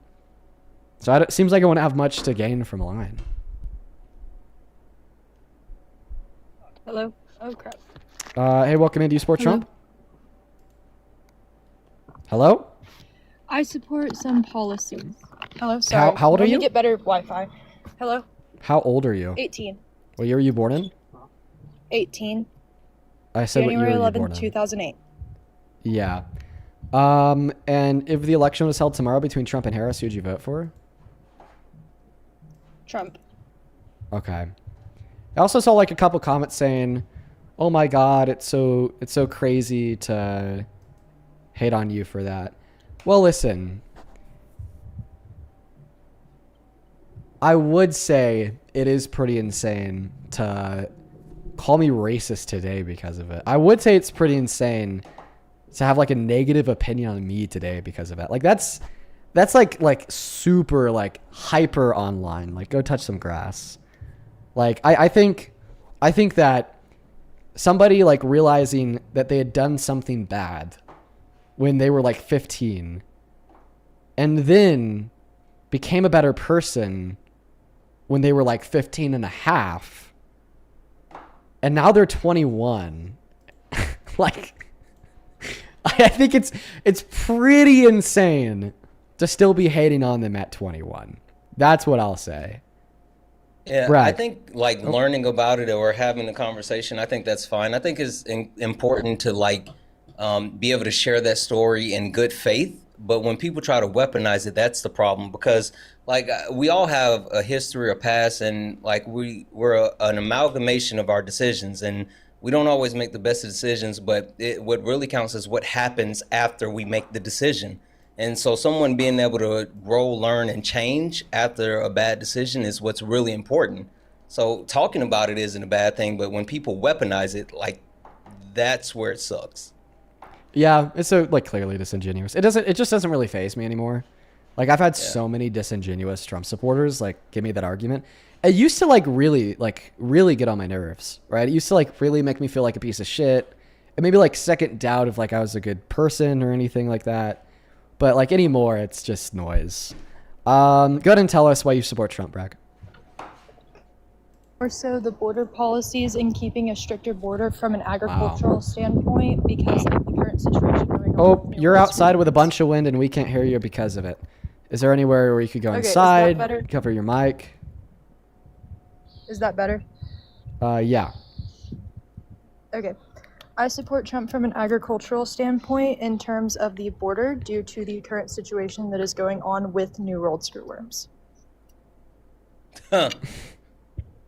Did you know that they cutted funding for a program to prevent screwworms? Fucking Trump's fault. I do, and I don't agree with that. However, under a stricter border, we are able to better keep it away from the U.S. No, in fact, it only became an on issue. people and on pets. It only became an issue today under Trump. We had essentially eradicated the screwworm in the 70s. And then the Trump administration defunded that program because they thought it was no longer needed since we hadn't had that issue since the 70s. But then because they defunded that program, then it became an issue again. So it was a really big blunder by the Trump admin because they thought that the perpetual funding that we gave to the program was wasteful spending because we fixed the issue forever ago, when in all reality, that perpetual funding to the program kept the issue at bay. And when they revoked that funding, well, then we couldn't keep that issue at bay anymore because we weren't paying government employees or contractors to do so. So then the issue came back. Similar to what's happening with measles. And I agree with like that. they've created a problem out of a lot of things that weren't a problem anymore. Yeah. Sorry, like my you never heard about screwworm under Biden. You never heard about screwworm under Trump in his first term. You never heard about screwworm under Obama. But now we have screwworm in Texas and as of today also New Mexico. I agree with that, and I don't think funding should have ever been cut. That if we had kept those programs up and running, then we would have been able to combat it when it first happened. However, I do think that since we allowed for a less strict border, then that allowed for more people to come in and bring more diseases over to ranchers and agriculturalists. But this only popped up like last month after It's Donald actually Trump had been implemented on- all of his immigration policy, and it was a big mess. And you're saying maybe they shouldn't have cutted that funding so we could have better responded to the issue when it popped up. No. If they didn't cut that funding, the issue never would have existed in the first place. Are you 16? I agree with that. No, I am not 16. Okay. I Chat. graduated high school. I was looking through your account for any evidence of that. If there's any evidence of that, feel free to send in a private ticket on the Discord, but until I see any evidence for that, I'm not going to buy it. Go ahead. On my profile, there is a video of me graduating high school like 2-3 weeks ago. Oh, well, congratulations. So I don't understand your argument. You're saying that, well, you support Trump because his immigration policy keeps this issue at bay. Well, it's only under Trump that this issue exploded into what it is now. And I'll agree with that. Like I said, I don't think they should have cut funding. However, I do believe that if we are to lessen border policies, that it will only get worse because it does have the opportunity to spread on people and pets as well. My evidence is that under Biden, it wasn't an issue, and under Trump, it is. And you say that under Biden, we had open borders, and under Trump, we have closed borders. I'm not saying that because I'd have to go back into my research. I did research on this a couple months ago. I do think that the borders were closed under Biden. I could be incorrect in saying that for cattle to come through because of this issue, because it has been an issue for a good little bit. It is only just now hitting the U.S., but I'd have to go back and look, honestly. It's hitting the U.S. not because of our immigration policy, but rather because of, once again, the Trump admin defunding the programs to prevent it. Right? Your hypothesis that it's more of an issue with more immigration and less of an issue with less immigration is proven wrong, right? And the way it's proven wrong is because when we look at the last 30 years of American history, screwworm was no more of a problem at the peak times of immigration than it was at the lowest points of immigration. Our systems in place that we funded to prevent ringworm worked very effectively.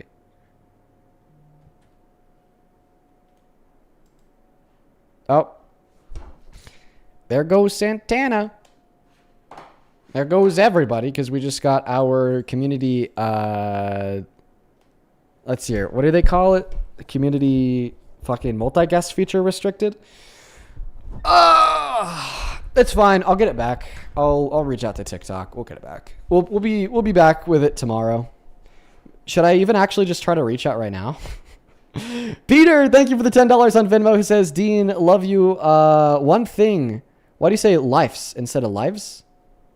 I guess that's a small, like, syntaxical error on my part. I appreciate you for the $10 and for pointing it out. Kelsey, and Maxine with the $5. I appreciate you guys.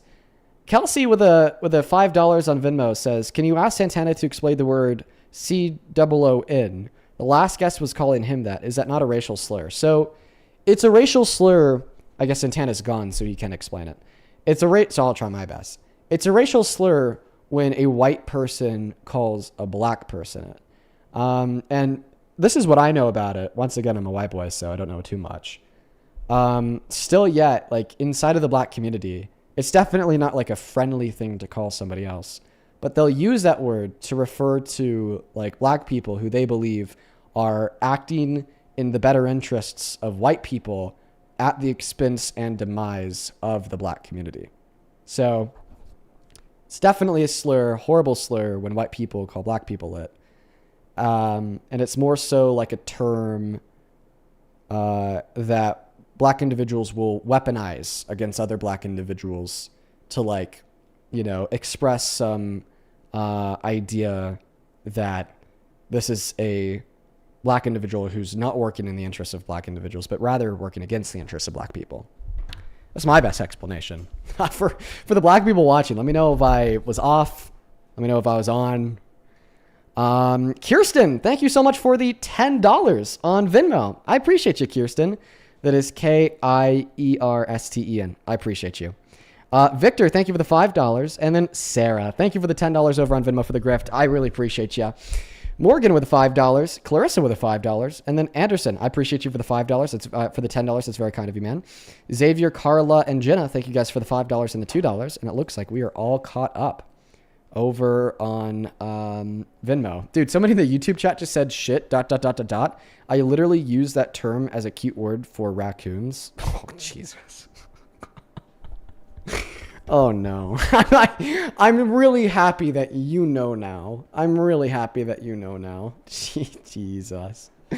Jesus. Have you ever said that in front of like a black person before? Please tell me you haven't. Because they're oh my goodness. Oh my, just now you know. Now you know. That's terrible. That's yikes. Catherine, thank you for the $10 on PayPal. Who says, Luca is not a god of ultimate knowledge. Trump supporters are getting dumber by the second. On God. Cheyenne, thank you so much for the $40 donation over on PayPal. I really appreciate you so much, Cheyenne. Let's get 400 Cheyenne W's down below in that comment section. Thank you. Thank you. I appreciate you. Cheyenne with the $40. It is very kind of you, says, I know these lives are getting hard for you, but you're making a real change. I have to babysit 4-month-old that loves you, Parker and Santana. Here is for your hard work. Oh, thank you so much, Cheyenne. You are awesome. That is beyond kind. Thank you. Show some love to Cheyenne down below. And then Manuel and Charlie, and I appreciate you both for the 5. Listen, folks, because we did get that multi-guest restriction, we're probably just going to do a Q&A for the rest of the stream. So if you want to ask me a question, feel free to do so in the chat. But I mean, if you want to ask me a question that I'll definitely respond to, feel free to do so on Venmo and PayPal. Just because I see the donations in the messages and I'm less likely to see them from the chat. A light blinded with the $10 says screw worms are like MAGA. I think we should utilize the same countermeasures with MAGA that we use to get rid of screw worm. If you know, you know. I appreciate you for the $10 light. You're awesome. You're awesome. You're awesome. The GOAT, quite frankly, the GOAT. The absolute GOAT. Rebel with the $1 in PayPal says happy National Iced Tea Day. For real? It's an iced tea day? Sick. Maybe I should go get some iced tea. Maybe I should go get some iced tea. Someone in the chat says, are we Charlie Kirk? No! No. You're not Charlie Kirk. Somebody in the comment section says Knicks or Spurs. I don't share my opinions on controversial subject matters. Okay? Let's see. What else do we got here? The chat's going so fast, I can't even, like, stop it to slow it down to read the questions. I can't even stop the chat. All right. Yo, the chat's cooked. Yeah, it's going so fast. Maybe I can look it off my phone. Angel with $5 says, whatever happened to Evil Dean? I miss him. Nah, probably just moved on with their lives. Zach with a 5 says, don't have to read this out loud, but thinking of starting finasteride. Do you have any concerns of the side effects? So the side effects are really bad, but really unlikely. Like, you could just straight up get ED from finasteride, but the chances are that you won't get it. And honestly, it is something that if you're considering doing it, that you should do it. I don't regret getting on finasteride. I don't regret getting on minoxidil. It was really helped out my hair so much. Anna with the $5 in PayPal says, are we Dean Withers? I don't know. It depends. I don't think so. I think I'm Dean Withers. And if I ever die and one of you guys makes an AI shitpost song saying that you're Dean Withers, I'm going to haunt you from the grave.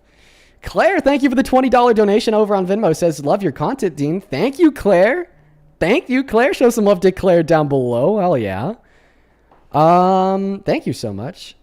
Abby, thank you for the $1. Says, does your girlfriend listen into your streams? For the most part, like, not really. She doesn't like seeing me super confrontational and angry. It's kind of like jarring because I try not to be confrontational and angry with her. So she really doesn't too much. Let's see. Someone in the chat says, are you liberal? Yes, indeed. Indeed. Someone in the chat says, ooh, bro, mods ban now. Mods ban now. Someone in the chat says, favorite backseat lover song? Oh my goodness, they have so many. It's hard to choose one. They're just all so good. I've really been fucking with Elevator Days recently. What's the highest dono that you've ever gotten? I'd probably have to think about that one. There's been so many incredibly kind people. So many incredibly kind people. Somebody in the chat says, watch Money Heist, please. Dude, top tier show. I watched it in the English dub version, and it was still one of the best shows that I've ever watched.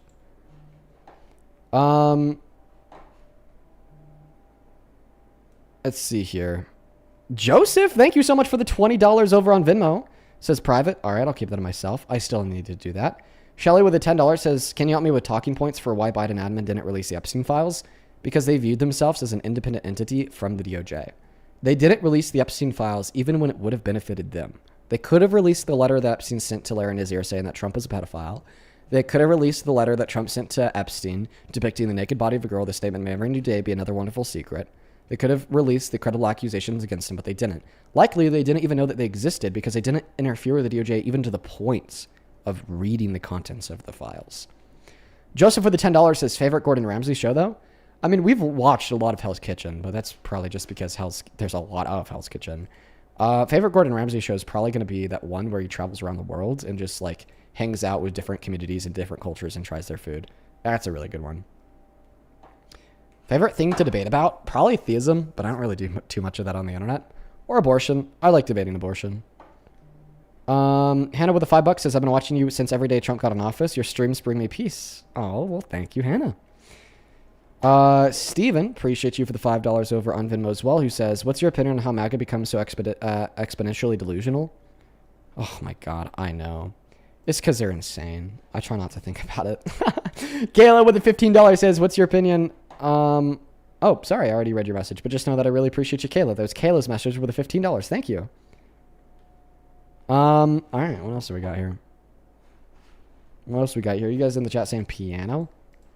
I could play some piano real quick. I don't know. Maybe not. And with a 10 says, do you like Suicide Boys? Yes. Bones? Yes.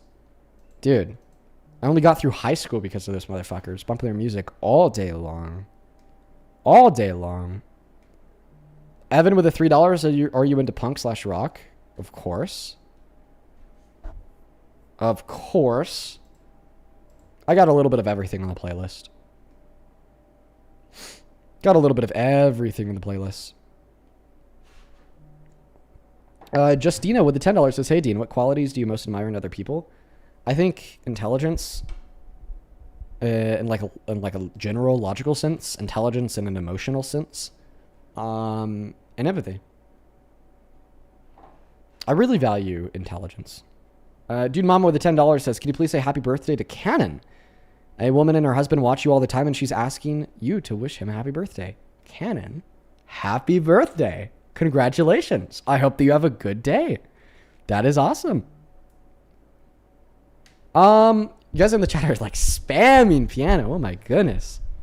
Making me feel nervous over here.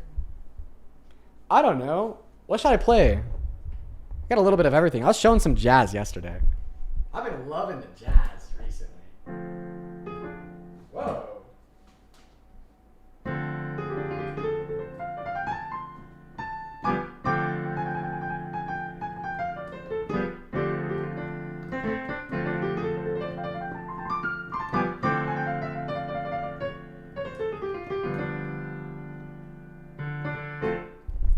Or what else do we got? Oh, I like this one. It's really cute.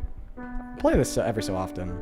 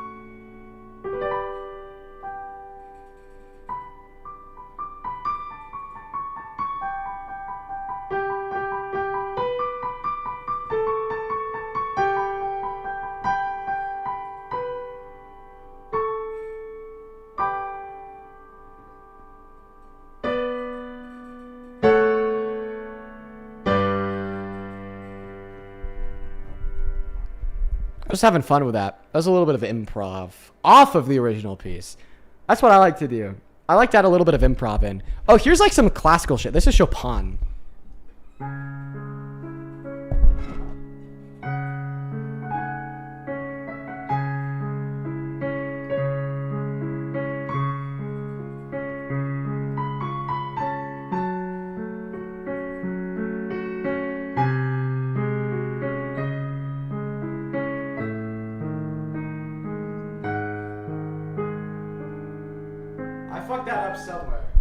I fucked that up somewhere. I don't know where I fucked that up.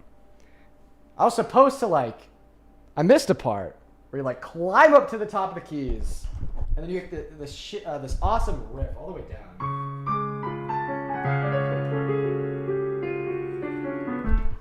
I missed it though. Somebody says Bohemian Rhapsody. Yeah.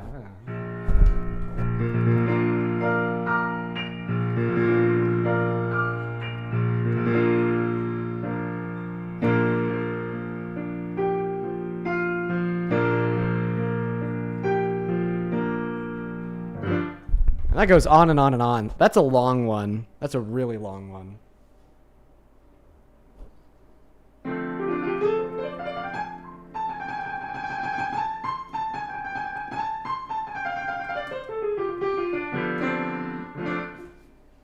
I don't know. There's a lot. What a stream today. We talked to some crazy motherfuckers. Someone says Piano Man. I know the intro for Piano Man. It's actually using the same exact scale I was just using for the improv.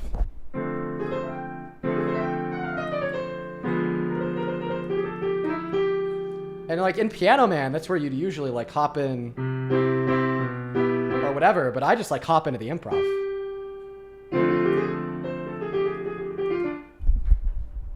Runaway? We could do that.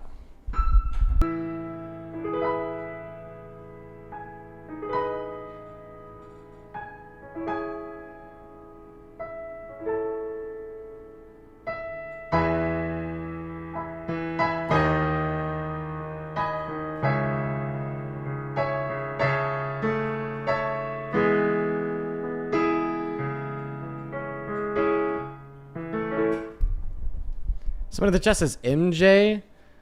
I don't know. I don't know if I know any MJ on piano. I should learn some. I should learn some for sure. Oh. There was like this one really popular one I was trying to learn.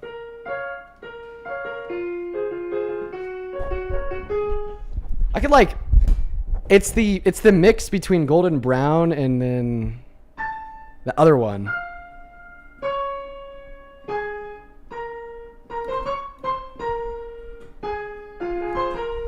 I'm gonna try to make it because there's a function on my keyboard where I could record and then play over it. So I'm actually gonna record this in 2 parts and then try to play over it. I don't know. This is difficult. I don't know. Let me see. First, I gotta get it down.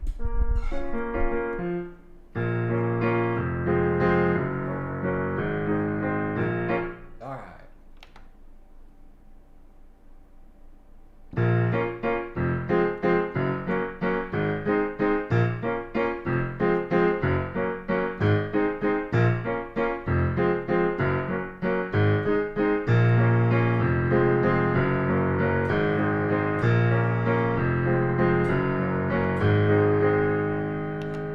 So there's the recording of the backing track. And then what if on top of that, you know, like to do like the mix up, we were then to throw. I don't know, let's try it.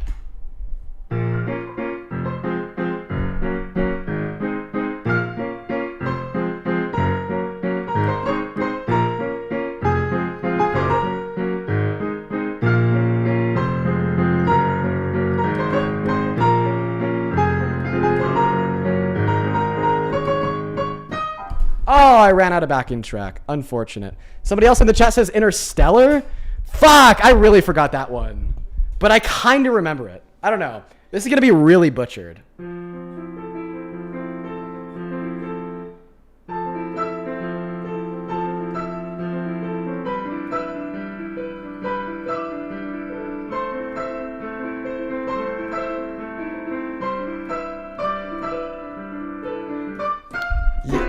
Yeah, I mean, I could kind of do it. That's a little messed up.